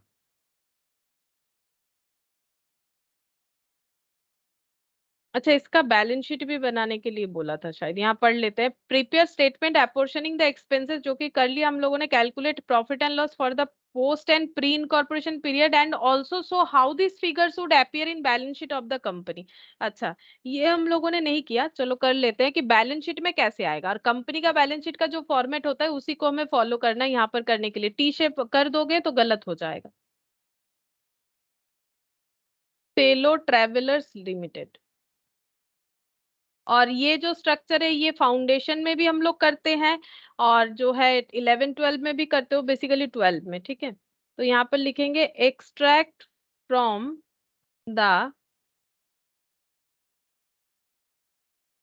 Balance sheet as at 31 December 2001। Extract balance sheet बनेगा, क्योंकि बैलेंस शीट का हमारा सारा इंफॉर्मेशन गिवन कहाँ है, जैसे कि फिक्स्ड एसेट वगैरह, करंट एसेट वगैरह, सारी चीज तो गिवन नहीं है, तो हम लोग बोलेंगे ये एक्सट्रैक्ट बन रहा है। ठीक है, लेकिन फॉर्मेट वगैरह तो वैसा ही रखना पड़ेगा जैसे एक्चुअली होता है। तो पर्टिकुलर्स बनेगा, एक एक नोट्स टू अकाउंट्स बनेगा, या नोट्स नंबर लिख सकते हो। नोट्स नंबर बोला जाता है जब हम लोग वर्किंग में करेंगे, तो इसको नोट्स टू अकाउंट्स बोलेंगे। यहाँ पर बन जाएगा अमाउंट। ठीक है, सबसे पहले आता है इक्विटी एंड लाइबिलिटीज, ये हेडिंग होता है इक्विटी एंड लाइबिलिटीज। इसमें आएगा next share holders fund,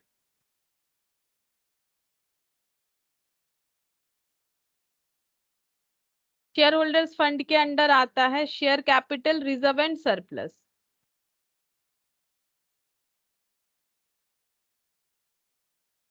reserve and surplus. फिर non current liability, non current liability एक है, इन्होंने डिवेंचर इशू किया है ना, तो लॉन्ग टर्म बोरोइंग, ठीक है, लॉन्ग टर्म बोरोइंग में डिवेंचर आ जाएगा, लॉन्ग टर्म बोरोइंग, और तो कुछ नहीं दिख रहा है मुझे। Non current liability, current liability में जो टैक्स का प्रोविजन है उसमें, मतलब करेंट लाइबिलिटी का हेड करके शॉर्ट टर्म प्रोविजन लिख सकते हैं हम लोग।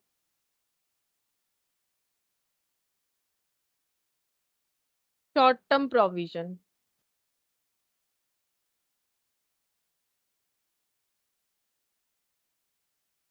अच्छा, एसेट में और तो कुछ मुझे लाइबिलिटी का नहीं दिख रहा है, एसेट हेड कर लिया मैंने। एसेट में लिखेंगे स्टॉक मिल जाएगा, क्लोजिंग स्टॉक है ना, तो वो आता है करेंट एसेट के अंडर, तो एसेट के अंडर करेंट एसेट, और इसके अंदर स्टॉक का यहाँ पर नाम होता है इन्वेंट्रीज, तो इन्वेंट्रीज लिखेंगे। अच्छा, अब ये मैंने .2 लगा दिया, यहाँ पर ये 1 लिखना चाहिए, ठीक है। अच्छा, अब यहाँ पर हम लोग नोट्स नंबर देते हैं, शेयर कैपिटल का बनेगा नोट नंबर 1, रिजर्व सरप्लस का बनेगा note number 2, long term borrowing का नोट नंबर 3, 4, 5, इन्वेंट्रीज 5, ठीक है। अच्छा, तो नोट्स बनाते हैं, नोट्स टू अकाउंट्स। ये पता भी है तुम लोग को, क्योंकि कुछ दिन पहले हम लोगों ने जो है कंपनी का accounting presentation and framework for company का जो है बैलेंस शीट, पीएल वगैरह, ये हम लोगों ने कंप्लीट किया ही है। तो सबसे पहला नोट बनेगा शेयर कैपिटल का, शेयर कैपिटल, ठीक है। यहाँ पर अमाउंट लिखते हैं, कितना शेयर कैपिटल इशू किया गया है, शेयर कैपिटल यहाँ से पढ़ पढ़ के देख लेते हैं। शेयर कैपिटल इशू किया गया है 20,000 equity share of 10 etch, premium of 1, ठीक है। तो यहाँ पर लिखेंगे 20,000 equity shares of ₹10 each,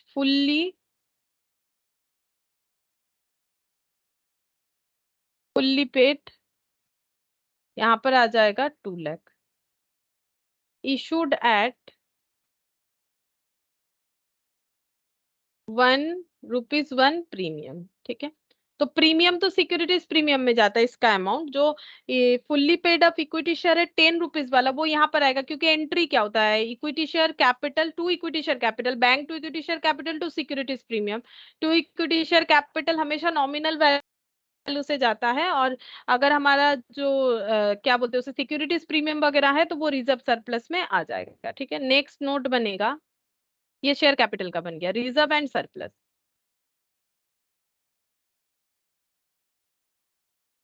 reserve surplus में एक तो सिक्योरिटीज प्रीमियम हो रहा है, दिख रहा है, सिक्योरिटीज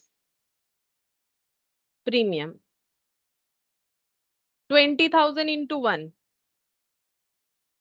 20,000 रुपीज, 20,000 शेयर ₹1 करके जो है प्रीमियम। अच्छा, इसके अलावा आएगा कैपिटल रिजर्व और रेवेन्यू रिजर्व, ठीक है। कैपिटल रिजर्व, कैपिटल रिजर्व मतलब प्री इनकॉर्पोरेशन का जो प्रॉफिट है उसका अमाउंट कैपिटल रिजर्व में जाएगा, यानी 4916, 4916, ठीक है। अच्छा, और रेवेन्यू रिजर्व मतलब जो पीएल में जाएगा, प्रॉफिट एंड लॉस, 133, कितना था, 1313334, 13334।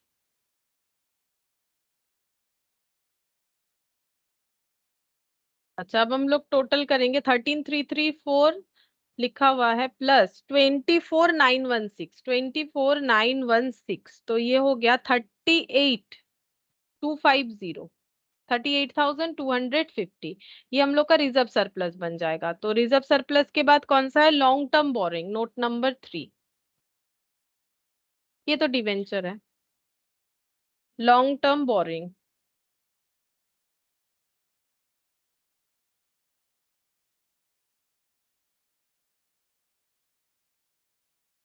7% था, 7% डिवेंचर, 7% डिवेंचर, ये 1,50,000 एट पार, तो 7 लाख डिवेंचर, 1,50,000 का।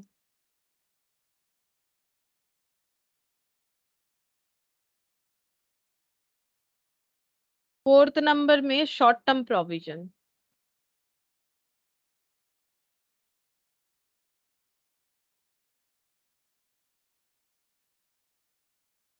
प्रोविजन फॉर टैक्सेशन,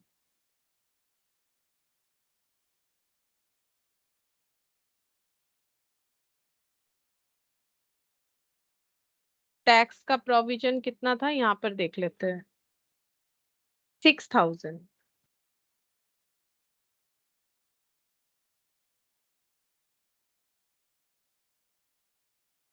बन गया। अब हम लोग अच्छा, और एक बाकी है, इन्वेंट्रीज।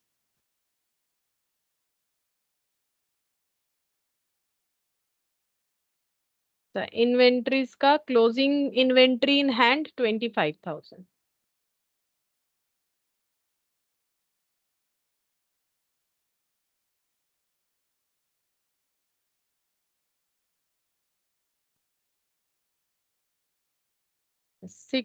अब हम लोग इसको पुट कर लेते हैं। इक्विटी शेयर कैपिटल हम लोग का आएगा, तो 2 लाख आया था, ठीक है, तो equity share capital 2 lakh. Reserve and surplus 38,250।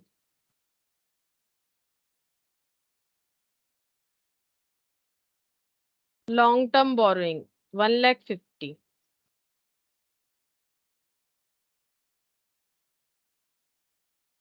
Short term provision 6,000 और ये 25,000।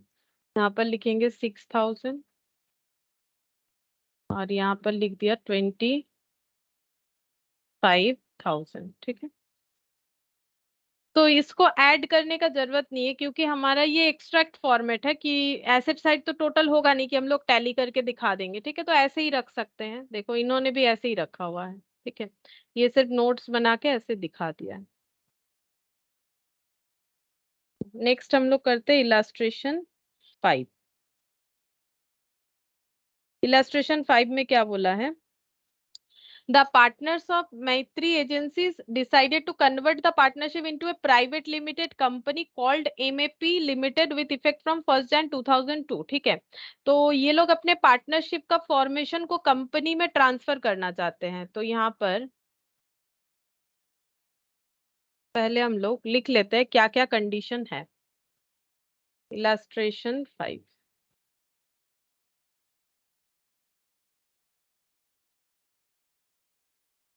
कब कन्वर्ट करना चाहते हैं? Effect from 1st Jan 2002। The consideration was agreed at, मतलब परचेस कंसिडरेशन है 1,17,00,000 based on the firm's balance sheet as at 31 December 2001। 31 December 2001 partnership का balance sheet जैसे दिख रहा था उस हिसाब से परचेस कंसिडरेशन सोचा गया है 1,17,00,000। However due to some procedural difficulties the company could be incorporated only on 1 April 2002, ठीक है। मतलब सोचा तो था 1 जनवरी 2002 से ही कंपनी बना लेंगे, लेकिन कुछ प्रोसेस में जाना होता है कंपनी बनने के लिए और उसमें कुछ डिफिकल्टीज आया, जिस वजह से इनका इनकॉर्पोरेशन जो है जैन के जगह अप्रैल में ट्रांसफर हो गया, ठीक है। तो इनकॉर्पोरेशन डेट यहाँ पर निकल के आ रहा है ये वाला, ठीक है, क्योंकि यही एक्चुअली में हुआ है, रियलिटी में यही हुआ है, वो सोचा गया था बट हुआ है ये। तो ये लिख देते हैं इनकॉर्पोरेशन। कौन किसका इनकॉर्पोरेशन हुआ है? एमएपी लिमिटेड, मतलब प्राइवेट कंपनी बना है, एमए प्राइवेट लिमिटेड का इनकॉर्पोरेशन इस डेट पे हुआ है। Meanwhile the business was continued on behalf of the company. और इस बीच में, क्योंकि 1 जनवरी को तो डील हो गया था, इस बीच में जो है बिजनेस कंपनी के बिहाफ में चल रहा था and the consideration was settled on that day with interest eight 12% per annum. और कंसिडरेशन का जो सेटलमेंट हुआ है वो 12% पर एनम इंटरेस्ट के साथ हुआ है, मतलब देने में अगर डिले होगा तो 12% पर एनम करके इंटरेस्ट देना पड़ेगा। The same book of the accounts were continued bye the company which close it's accounts for the first time on 31 March 2003 and gives the following information, ठीक है। ये कंपनी अपना accounts कब बंद कर रही है? 31 मार्च 2003 को, ठीक है। तो यहाँ पर हम लिखते हैं 31 मार्च 2003 को ये कंपनी अपना first time balance sheet close करेगी, मतलब कंपनी फॉर्म होने के बाद first time balance sheet close हो रहा है 31 मार्च 2003 को। अच्छा, अब यहाँ पर डिटेल्स दे रखा है, sale, COGS, expense, salary, depreciation, discount, managing director remuneration, miscellaneous expense, office cum showroom rent और इंटरेस्ट, ये सब जो है खर्चा दे रखा है। अच्छा, अब यहाँ पर पहले ये देखना है कि मैत्री लिमिटेड कब से था। मैत्री लिमिटेड तो फर्स्ट इस साल अगर देखें तो ये 1 जनवरी से ही था, यहाँ पर लिखेंगे 1 जनवरी 2002 से ही मैत्री एजेंसी था। लिमिटेड बोल रहे एजेंसी, मैत्री एजेंसी, ठीक है। अच्छा, अब इनकॉर्पोरेशन यहाँ हुआ है तो इसका प्री पोस्ट निकाल लेते हैं। ये प्री इनकॉर्पोरेशन, इनकॉर्पोरेशन होने के पहले का पीरियड, तो प्री इनकॉर्पोरेशन हो गया जैन फेब मार्च, ठीक है, 3 मंथ्स हो जाएगा। अच्छा, और उसके बाद पोस्ट इनकॉर्पोरेशन पीरियड, ये कितना होगा? पोस्ट इनकॉर्पोरेशन ये पूरा हो रहा है क्योंकि कंपनी इनकॉर्पोरेट होने के बाद फर्स्ट टाइम यहाँ पर अपना अकाउंट्स क्लोज कर रही है, यानी पोस्ट इनकॉर्पोरेशन पीरियड हो रहा है अप्रैल से मार्च तक, यानी कि 12 मंथ्स हो रहा है, ठीक है। यहाँ पर ये पॉइंट टू बी नोटेड था, यहाँ पर ये बाकी क्वेश्चन की तरह नहीं हो रहा है क्योंकि 31 मार्च 2003 में फर्स्ट टाइम अपना अकाउंट क्लोज करी, इसलिए पोस्ट इनकॉर्पोरेशन पीरियड ये हो रहा है। जैसा जिस क्वेश्चन में बोलेगा डेट हमें वैसे ही देखना पड़ेगा।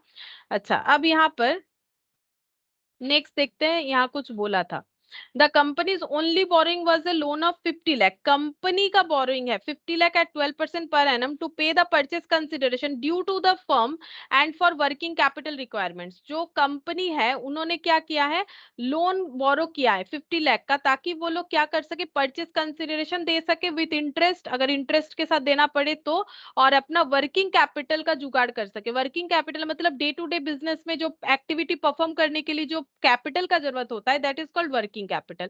तो इन्होंने 50 लाख का लोन लिया है। फिर आगे क्या बोल रहे हैं, the company was able to double the average monthly sale of the firm from 1 April 2002 but the salary tripled from that date. बोल रहा है कि कंपनी ने क्या किया है, अपना सेल डबल कर लिया है। कैसे, कब से किया है? बोल रहा है फ्रॉम 1 अप्रैल 2002 से, बट सैलरी जो है वो 3 गुना हो गया है।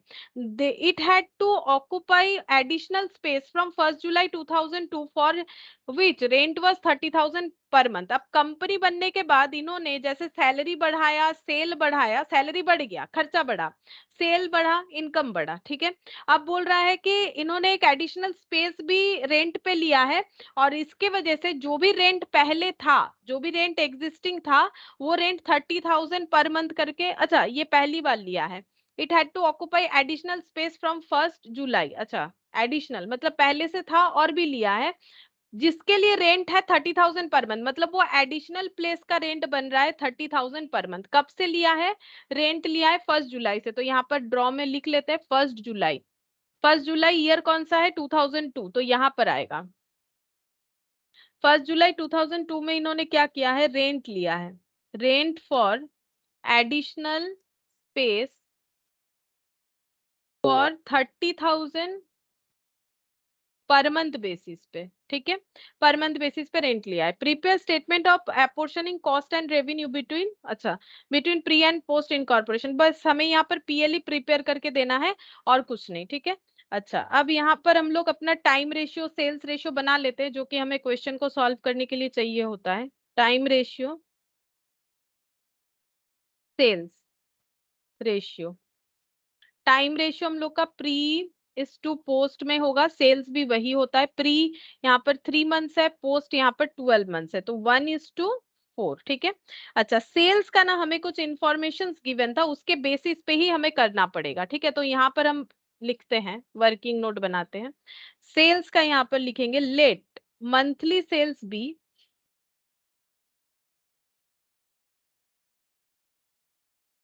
रुपीज एक्स, ठीक है। मंथली सेल्स जो है वो एक्स रुपीज करके है, ऐसा मान लेते हैं। अब सेल्स का रेशियो अगर बनाएंगे तो हमें कैसे बनाना पड़ेगा, प्री और पोस्ट बेसिस पे, ठीक है। तो कंपनी ने अपना सेल डबल किया है, कंपनी ने किया है मतलब पोस्ट पीरियड में डबल हुआ है, तो इसके पहले तो डबल नहीं रहा होगा। तो प्री पीरियड कौन कौन सा था? प्री पीरियड था जैन था, फेब था, मार्च था। ये देखो प्री पीरियड कौन कौन सा था, जैन फेब मार्च, क्योंकि 1 अप्रैल में इनकॉर्पोरेट हुआ है, तो अप्रैल से लेके अप्रैल से लेके बाकी पूरा जो टाइम पीरियड है अप टू यहाँ पर 31 मार्च 2003 तक, यहाँ पर सेल इनका डबल हुआ है। तो यहाँ पर अप्रैल से लेके अप्रैल, मई, जून, जुलाई, अगस्त, सितंबर, अक्टूबर, नवंबर, दिसंबर, जैन, फेब, मार्च, ठीक है। तो यहाँ पर सेल कितना है, एक्स एक्स और एक्स ही होगा क्योंकि जो सेल था वही है।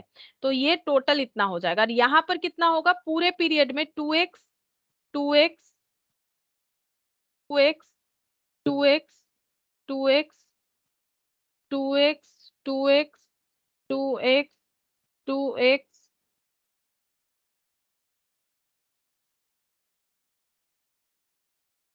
12 टाइम्स होना चाहिए क्योंकि ये 12 मंथ्स आ रहा है। तो ये सेल 12 मंथ्स का होगा। अगर मेरे से एक दो कम लिख क्या है देखना पड़ेगा। 1 2 3 4 5 6 7 8 9 10 11 12, ज्यादा लिख दिए हम, ज्यादा लिख दिए। 1 2 3 4 5 6 7 8 9 10 11 12, ठीक है। अब तो यहाँ पर हो जाएगा 3x और यहाँ पर हो जाएगा 2x करके 12 टाइम्स। तो 2x इंटू 12 कर लेते हैं। तो 3x is to 36x, sorry 24, 12 into 2 तो 24 होता है ना, 24x। तो ये हो गया 1:8, ठीक है। सेल्स रेशियो हम लोगों ने निकाल लिया जो इंफॉर्मेशन था उसके हिसाब से। अच्छा, अब सैलरी का भी निकालना पड़ेगा क्योंकि सैलरी में भी चेंजेस आया है। तो सैलरीज प्री और पोस्ट, ठीक है। कैसे निकलेगा, प्री पीरियड जो 3 मंथ्स था वहां पर सैलरी अगर हम लोग मान लेते let average salary, average monthly salary be x, ठीक है। तो प्री में 3 मंथ्स का x plus x plus x रहा होगा, ठीक है। प्री पीरियड मतलब अप्रैल मई जून, sorry Jan Feb March, Jan Feb March. और यहाँ पर अप्रैल मई जून जुलाई अगस्त सितंबर अक्टूबर नवंबर दिसंबर जैन फेब मार्च। हाँ 12 हो गया। अब सैलरी बोल रहा है ट्रिपल हो गया है, 3 टाइम्स हो गया है। तो इसका मतलब 3x करके 12 टाइम्स, 3x, 2 3 4 5 6 7 8 9 10 11 12। क्या इतना बार लिखना जरूरी है, नहीं जरूरी नहीं है। हम तो जस्ट समझने के लिए कर रहे, तुम लोग डायरेक्टली इस पॉइंट पे आ जाते हो तो भी चलेगा, ठीक है। तो यहाँ पर हो गया 3x is to 3x करके 12 टाइम्स, ठीक है। तो यहाँ पर आंसर हो जाएगा 1:12, ठीक है। यहाँ पर आंसर हो जाएगा हम लोग का 1:12। अच्छा, अब रेंट का भी कुछ बताया था, रेंट इंक्रीज डिक्रीज। तो यहाँ पर लिखते हैं रेंट, ठीक है। रेंट का क्या बताया था, ये सब वर्किंग नोट नंबर दे सकते हैं हम लोग। जैसे कि ये वर्किंग नोट नंबर 2 दे देंगे सेल्स रेशियो वाला, और सैलरी वाला वर्किंग नोट नंबर 3 दे देंगे, और यहाँ पर दे देंगे वर्किंग नोट नंबर 4। ये हो गया वर्किंग नोट नंबर 1। यहाँ से सेल्स वाला पॉइंट हटा देते क्योंकि वो तो मैंने पीछे किया है। अच्छा, रेंट बोला था कि नया रेंट लिया गया है जिस वजह से रेंट का जो एक्सपेंसेस है वो हम लोग का इंक्रीज हुआ है। तो रेंट का पहले से रेंट, इसका मतलब था इनका, तो पहले से रेंट कितना था ये हमें यहाँ पर दिखेगा।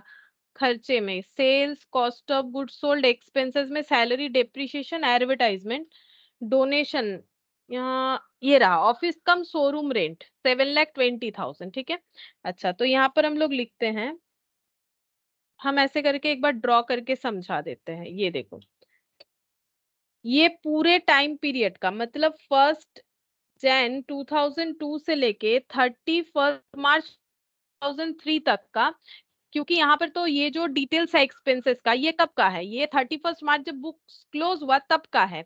तो यहाँ पर टोटल रेंट हमें दिख रहा है 7,20,000, ठीक है। अच्छा, इसमें प्री और पोस्ट में डिवाइड कर लेंगे क्योंकि कम फॉर्मेशन बिजनेस का चेंज हो गया है, ठीक है। प्री 3 मंथ्स और पोस्ट जो है वो 12 मंथ्स हो रहा है, ठीक है।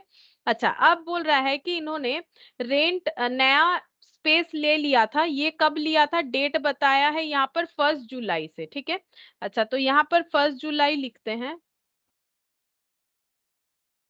फर्स्ट जुलाई से, ठीक है, यहाँ से रेंट लिया था, तो यहाँ से लेके यहाँ तक का कितना टाइम पीरियड है, उस पे रेंट अलग होगा, यहाँ से यहाँ या अलग होगा और ये अलग होगा, ठीक है। अच्छा, तो यहाँ से अगर एडिशनल रेंट लिया गया है तो ये 30,000 वाला हो जाएगा। मतलब हम ये कहना चाह रहे हैं कि टोटल रेंट 7,20,000, ठीक है।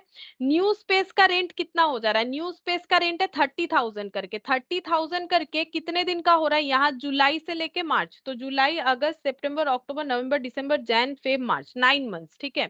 तो इंटू 9 मंथ्स का रेंट जो है यहाँ से यहाँ हमें पता चल रहा है, तो ये हो जा रहा है 2,70,000, ठीक है।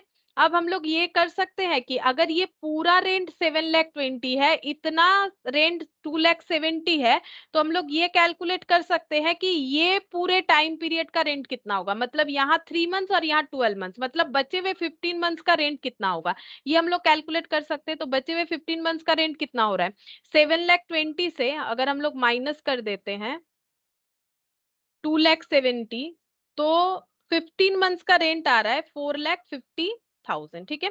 क्योंकि रेंट एक फिक्स्ड आइटम है, तो इसका मतलब इसमें 15 मंथ्स का रेंट अगर इतना है, ये कितने टाइम का हुआ, 15 मंथ्स का, ठीक है। इसमें प्री भी है पोस्ट भी है, लेकिन रेंट तो एक ही जैसा होता होगा ना, चाहे प्री पीरियड का हो चाहे पोस्ट पीरियड का हो, जब तक हमें इंफॉर्मेशन ये ना दे दे कि रेंट जो है चेंज हुआ है। तो यहाँ से यहाँ तक का जो रेंट है, यहाँ से यहाँ तक का जो रेंट है वो एक ही वैल्यू में चल रहा होगा, तो पर मंथ का रेंट क्या हो जाएगा, इस पीरियड में पर मंथ का रेंट हो जाएगा 4,50,000 डिवाइडेड बाई 15, यानी कि 30,000 करके, ठीक है। तो ये भी 30,000 करके होगा, फिर हम लोग इसको प्री पोस्ट में डिवाइड कर लेंगे, हम दिखाते हैं यहाँ पर, बाकी आगे का कैलकुलेशन करके दिखाते हैं। हमें गिवन दे रखा है रेंट टोटल रेंट है 7,20,000, ठीक है। यहां से हम लोग माइनस कर देते हैं एडिशनल न्यू स्पेस रेंट, जो नया स्पेस लिया गया है उसका रेंट हम लोग माइनस कर देते हैं, 30,000 इंटू 9, 2,70,000, ठीक है। तो बचता है 4,50,000, ये हम लोग का हो जाएगा रेंट फॉर 15 मंथ। अब रेंट क्योंकि इक्वल होगा, ऐसा तो नहीं होगा इस मंथ में इतना तो नेक्स्ट मंथ में कुछ और, तो हम लोग यहाँ पर निकालेंगे rent per month, 4,50,000 divided by 15, 30,000, ठीक है। रेंट हो जाएगा 30,000 पर मंथ, ठीक है। ये कैलकुलेट हो गया, ये कौन से पीरियड का हुआ, ये हमारे प्री एंड पोस्ट को मिक्स्ड अप करके हुआ, ठीक है। तो ये जो टोटल रेंट दे रखा है, अगर हम लोग इसको डेट में डिफाइन करें तो ऐसे भी कर सकते हो, ये 1/1/2002 से लेके ये रेंट लिखा हुआ है 31 मार्च 2003 तक का, ठीक है। ड्रॉ में भी देख सकते हैं, एडिशनल वाला ये जो रेंट है ये है 1 जुलाई से लेके ये हो गया 31 मार्च तक का 2003 का, और ये जो रेंट है ये हो रहा है फर्स्ट, ये जो बचा हुआ रेंट है यहाँ पर लिखते हैं, ये जो बचा हुआ रेंट आया ये 1/1/2002 से लेके ये यहाँ तक का आया, मतलब ये बेसिकली 12 मंथ्स, यानी हाँ, ये देखो, ये एक्चुअली क्या हो रहा है कि हम लोग नया स्पेस ले रहे हैं, तो क्या पुराना स्पेस हम लोग रेंट जो है वो छोड़ दे रहे हैं, ऐसा तो हमें नहीं बोला है। नया स्पेस भी हम लोगों ने रेंट पे लिया है, तो पुराना रेंट भी तो हमारा चल रहा होगा। तो ये पूरे 15 मंथ्स का जो रेंट है, ये जो पुराना रेंट चल रहा था, ये नया इतना एडिशन हुआ, तो ये बाकी जो है 4,50,000 ये पूरे ईयर का ही है, ठीक है। यहाँ पर 7,20,000 हमें पूरे साल का दिया है, लेकिन इसमें इंक्रीज्ड वाला भी पार्ट इंक्लूडेड है जो न्यूली ऑक्युपाई किया गया है। तो न्यूली ऑक्युपाई को अगर हटा देते हैं तो ओल्ड जो रेंट था उसके हिसाब से ओल्ड रेंट कितना हो रहा है पर मंथ 30,000 करके, ठीक है। ये कब तक का है, ये भी है 31 मार्च 2003 तक का, ठीक है। ये पूरा यहाँ से यहाँ तक का होगा, ये जो है ये यहाँ तक का होगा, है ना। तो अगर हम लोग का ये पूरा रेंट इतने टाइम पीरियड का हो गया 15 मंथ्स, पर मंथ 30,000 करके, अगर अभी हम लोग रेंट को प्री पोस्ट में डिवाइड करेंगे, क्योंकि हमें हर चीज को प्री और पोस्ट में डिवाइड करना है, तो यहाँ पर लिखेंगे प्री और यहाँ पर लिखेंगे पोस्ट, ठीक है। तो प्री पीरियड कितने दिन का है, प्री पीरियड है 3 मंथ्स का, तो 30,000 करके 3 मंथ्स, सिंपल कैलकुलेशन तो यहाँ पर हो गया 90,000। और पोस्ट का कितना होगा, पोस्ट का 30,000 करके जो है 12 मंथ्स, ये तो होगा ही होगा, मतलब ये जो 30,000 पहले रेंट ले रखा था वो तो चल ही रहा है, और 30,000 करके न्यूली जो रेंट लिया है उसका टाइम पीरियड आ रहा है अगेन यहाँ पर 9 मंथ्स, ठीक है 9 मंथ्स। तो यहाँ पर हो जाएगा 30,000 इंटू 2 मतलब 12, मतलब ये हो गया 3,60,000 प्लस 2,70,000।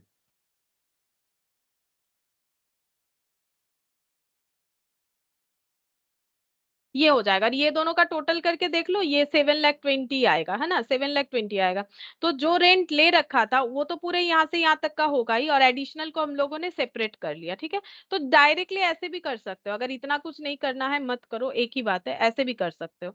अच्छा, और हम लोग इंटरेस्ट वाला कैलकुलेशन भी कर लेते हैं, परचेस कंसिडरेशन वाला, ठीक है, इंटरेस्ट वाला भी चेक कर लेते हैं।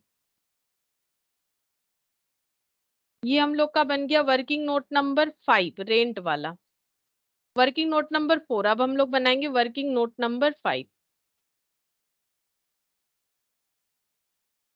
इंटरेस्ट, इंटरेस्ट का वर्किंग नोट बनाएंगे।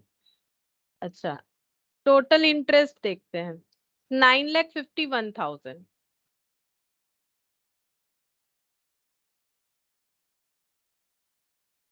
9,51,000, ठीक है, ये टोटल इंटरेस्ट है।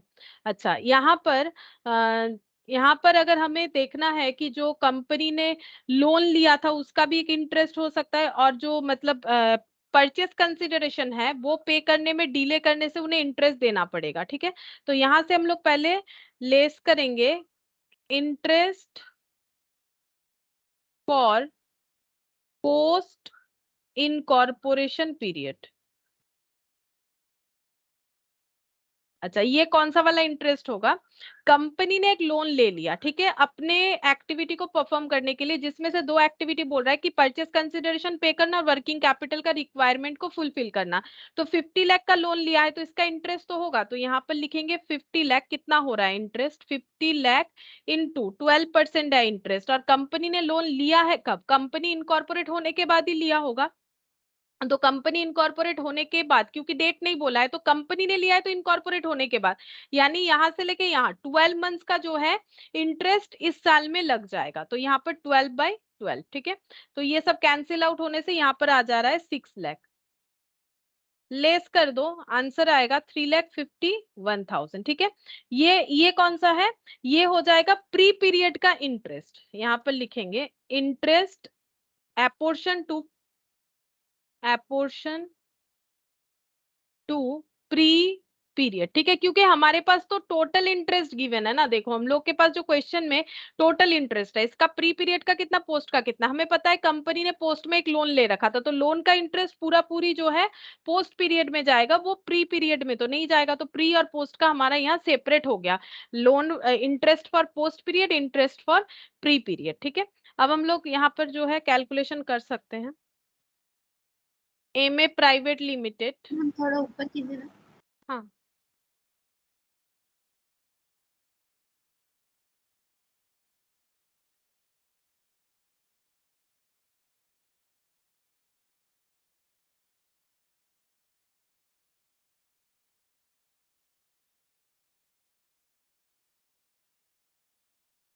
हाँ मैम। तो यहाँ पर स्टेटमेंट लिखना पड़ेगा, करना क्या है, हमें प्री पोस्ट को अलग अलग करना है, statement showing calculation of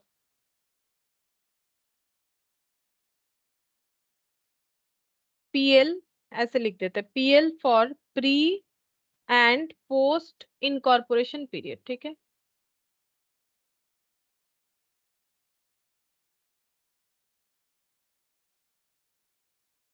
particular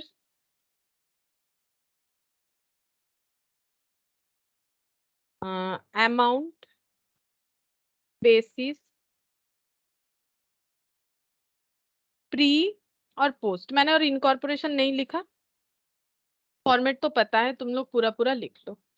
अच्छा, अब हम लोग जीपी से स्टार्ट करते हैं। हमारे पास यहाँ डायरेक्टली जीपी गिवन नहीं है, हम लोग जीपी कैलकुलेट कर लेंगे। सेल से सीओजीएस लेस कर दो, जीपी मिल जाएगा। या तो ये दोनों पॉइंट को लिख लो, वहां पर लेस करो, लेकिन उसमें मेहनत बढ़ेगा। ठीक है, क्या हो जाएगा, हमें सेल्स को अलग से माइनस करना पड़ेगा, फिर सीओजीएस को मतलब अलग से अपोर्शन करना पड़ेगा।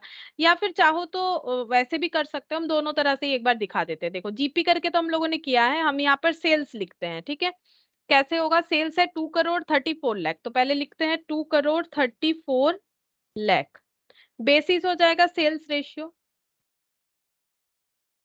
रेशियो आया था,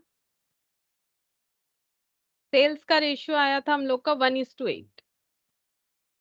सेल्स का रेशियो आया 1:8, तो 9 से डिवाइड होगा, 234 डिवाइडेड बाई 9 मतलब 26 lakh into 8, 2 crore 8 lakh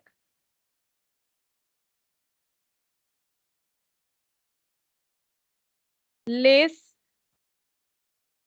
COGS, cost of good sold. ऐसे भी कर सकते हैं, तो 1 करोड़ 63 80 लाख, 1 करोड़ 63 80 लाख। ठीक है, यहाँ पर भी सेल्स रेशियो में होगा, COGS cost of good sold, तो ये भी तो सेल्स रेशियो में होगा, 1:8 में होगा, तो divided by 9। Cost of good sold तो सेल के ऊपर ही डिपेंड करेगा, डिवाइडेड बाई 9। वन ये शायद मैंने कम लिख दिया, 1638 टाइम्स 0 डिवाइडेड बाई 9। 1,82,000 माइनस कर देते हैं, 1638 टाइम्स 0, तो ये हो गया 1 करोड़ 61 लाख 90। ये इतना ज्यादा कैसे पॉसिबल है, 16380 माइनस 182,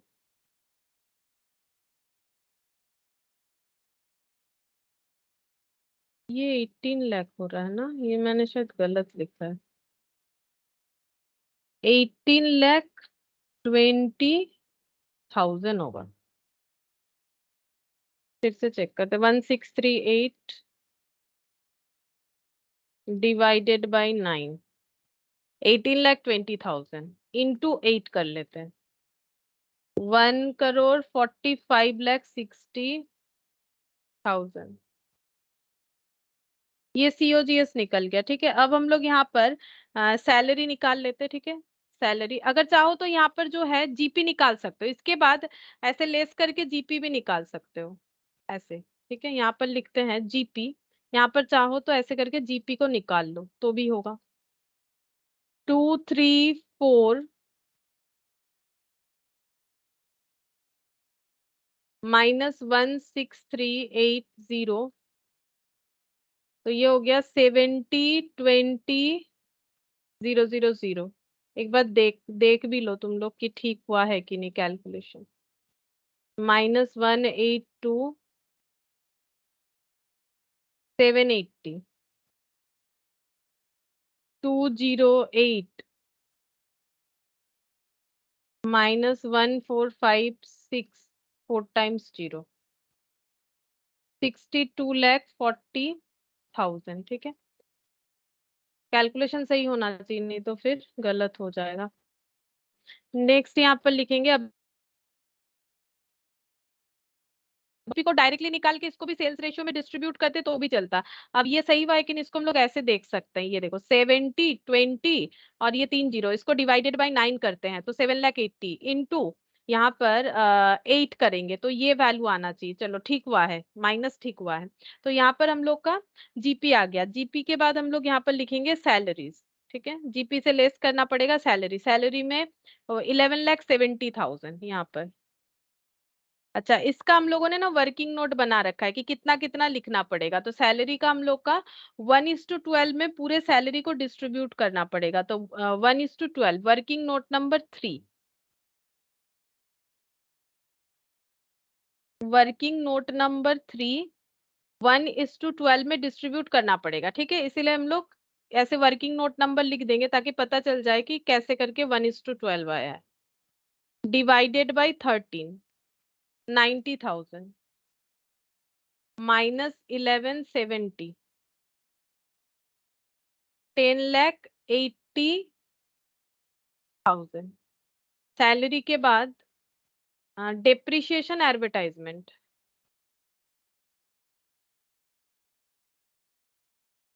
डेप्रिसिएशन 1,80,000।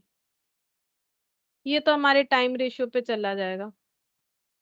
टाइम रेशियो है 1:4। एक बार चेक कर लेते हैं, लग तो रहा है 1:4 ही था। हाँ 1:4। अच्छा 1:4 में इसको हम लोग डिस्ट्रीब्यूट करेंगे तो डिवाइडेड बाई 3, तो ये हो गया 60,000। ओ डिवाइडेड बाई 5,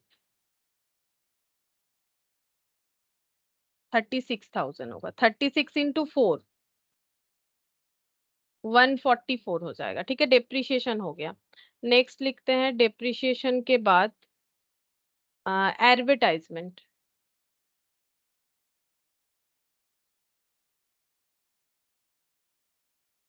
$7,02,000 सेल्स पे होगा। सेल्स है 1:8।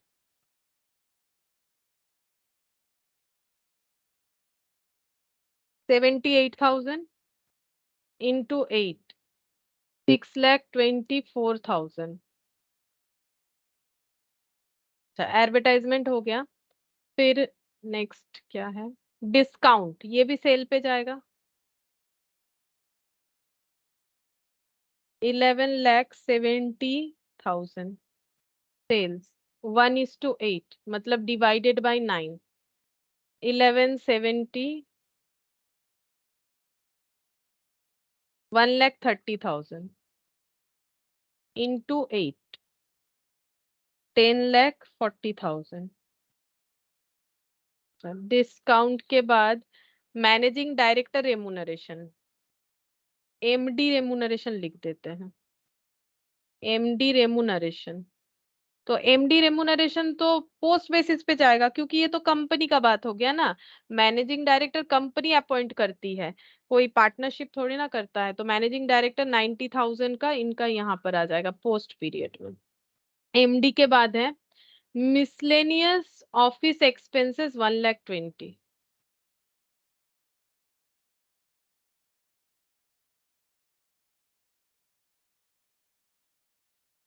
अच्छा ऑफिस एक्सपेंसेस तो टाइम रेशियो पे जाता है। टाइम रेशियो था 1:4 divided by 3, sorry divided by 5। तो 5 से डिवाइड करने से ये कितना आ जाएगा, 120 डिवाइडेड बाई 5 करने से 24 आना चाहिए। हाँ 24 आ रहा है। 24 और ये 3 टाइम्स 0 इंटू 4 96,000। ठीक है, miscellaneous expenses 96,000। Office cum showroom rent, इसका हमारा नोट देखना पड़ेगा। Office cum showroom rent, showroom rent working note देखना पड़ेगा। 7,20,000 ये रहा रेंट का, ये ऐसे लिखेंगे। ये 90 और 6,30,000 तो हो जाएगा। वर्किंग नोट नंबर था 4।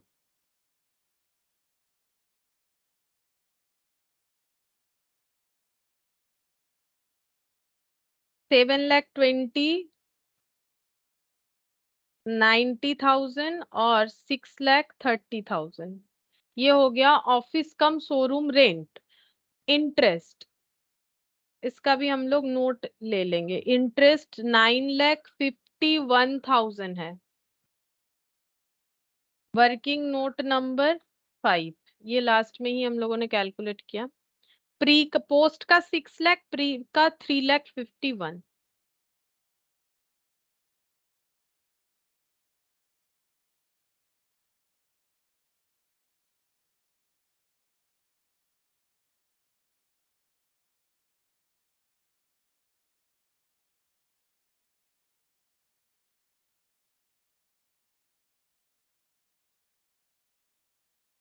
कैलकुलेट करना पड़ेगा। जीपी तो कैलकुलेट कर ही लिया था मैंने। 70,20 माइनस 11,70,000 माइनस 1,80,000 702 1170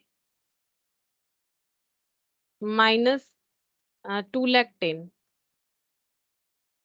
माइनस 7,20,000 9,51,000 19,17,000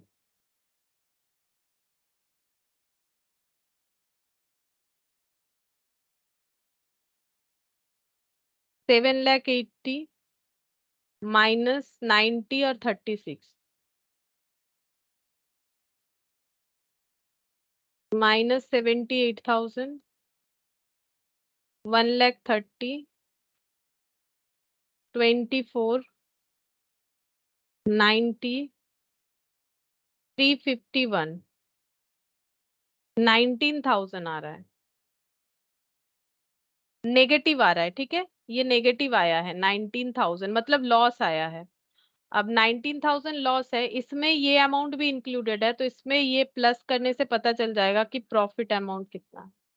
तो ये हो जाएगा मतलब पोस्ट इनकॉर्पोरेशन में प्रॉफिट हो रहा है, ये वैल्यू कितना हो रहा है, तो ये तो ऐड करना पड़ेगा ना मुझे, ये लॉस है तो 1917 और यहाँ से ऐड कर लेते हैं 19,000, मतलब तुम लोग नॉर्मली लेस करके देख लो, हम अपना मैथमेटिकल कैलकुलेशन लगा के कर लिया मैंने। ये देखो, ये इसका और इसका टोटल है ना, तो अगर हमें ये अमाउंट पता है, ये कैलकुलेट करना है, तो ये इधर आएगा तो ऑटोमेटिकली प्लस हो जाएगा ना, ये नेगेटिव, बाकी केस में माइनस हो रहा था, अब ये खुद ही माइनस है तो इधर आएगा प्लस हो जाएगा। नहीं समझ में आता है कोई जरूरत नहीं, ये पोस्ट ये जो है इससे माइनस करके देख लो, ठीक है, बाकी समझने में दिक्कत भी नहीं होना चाहिए। नेट प्रॉफिट का प्री प्लस पोस्ट वाला कंडीशन है, नेट प्रॉफिट है 1970, मैंने एक कैलकुलेट कर लिया, प्री में नेगेटिव 19,000 आया, मुझे पोस्ट कैलकुलेट करना है, ये इधर आएगा तो ऐड होगा ना, इसीलिए ऐड किया है।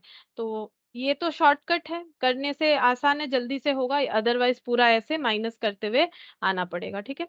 तो यहाँ पर हम लोग का ये वाला भी कैलकुलेशन कंप्लीट, और यहाँ देखो जो परचेस कंसिडरेशन 12% इंटरेस्ट ये सब का जो बात था, यहाँ पर बोला नहीं है कि कंपनी का कब पेमेंट हुआ है क्या हुआ है, तो इसलिए हम लोग जो है कैलकुलेट नहीं करना पड़ा, ये पूरा का पूरा प्री पीरियड और ये पोस्ट में आ गया, ठीक है। क्योंकि देखो यहाँ पर कंपनी ने क्या किया है, लोन ले लिया था अपना, जो परचेस कंसिडरेशन का इंटरेस्ट है वो पे करने के लिए, तो ये इंटरेस्ट इसमें इंक्लूडेड हो जा रहा है।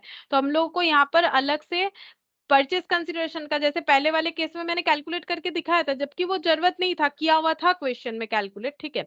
तो यहाँ पर जैसे बोला था, meanwhile the business was continued on behalf of company and the consideration was settle on that date with interest 12% per annum, ठीक है। तो कंसिडरेशन जो है उसी टाइम पे सेटल हुआ है, और ये इंटरेस्ट जो भी हुआ है कंपनी ने वो लोन के थ्रू पे किया है, तो लोन का इंटरेस्ट में ही वो काउंट हो रहा है, तो इसका मतलब हम लोग को यहाँ पर अलग से और कैलकुलेट नहीं करना पड़ेगा। तो इंटरेस्ट तो यहाँ पर हम लोगों ने पोस्ट पीरियड का टोटल में कैलकुलेट कर लिया था, एक बार चेक कर लेते हैं आंसर। हाँ, 19,000 और 19,36,000, ठीक है। ये देखो इन्होंने भी इंटरेस्ट का वैसे कैलकुलेट किया। इसके बाद जो क्वेश्चंस बच रहा है, इलास्ट्रेशन 6 के बाद से हमें करना पड़ेगा, इलास्ट्रेशन 6 और उसके बाद जो भी क्वेश्चंस रहेगा वो हमें करना पड़ेगा, ठीक है। तो फिर आज इतना ही करते हैं।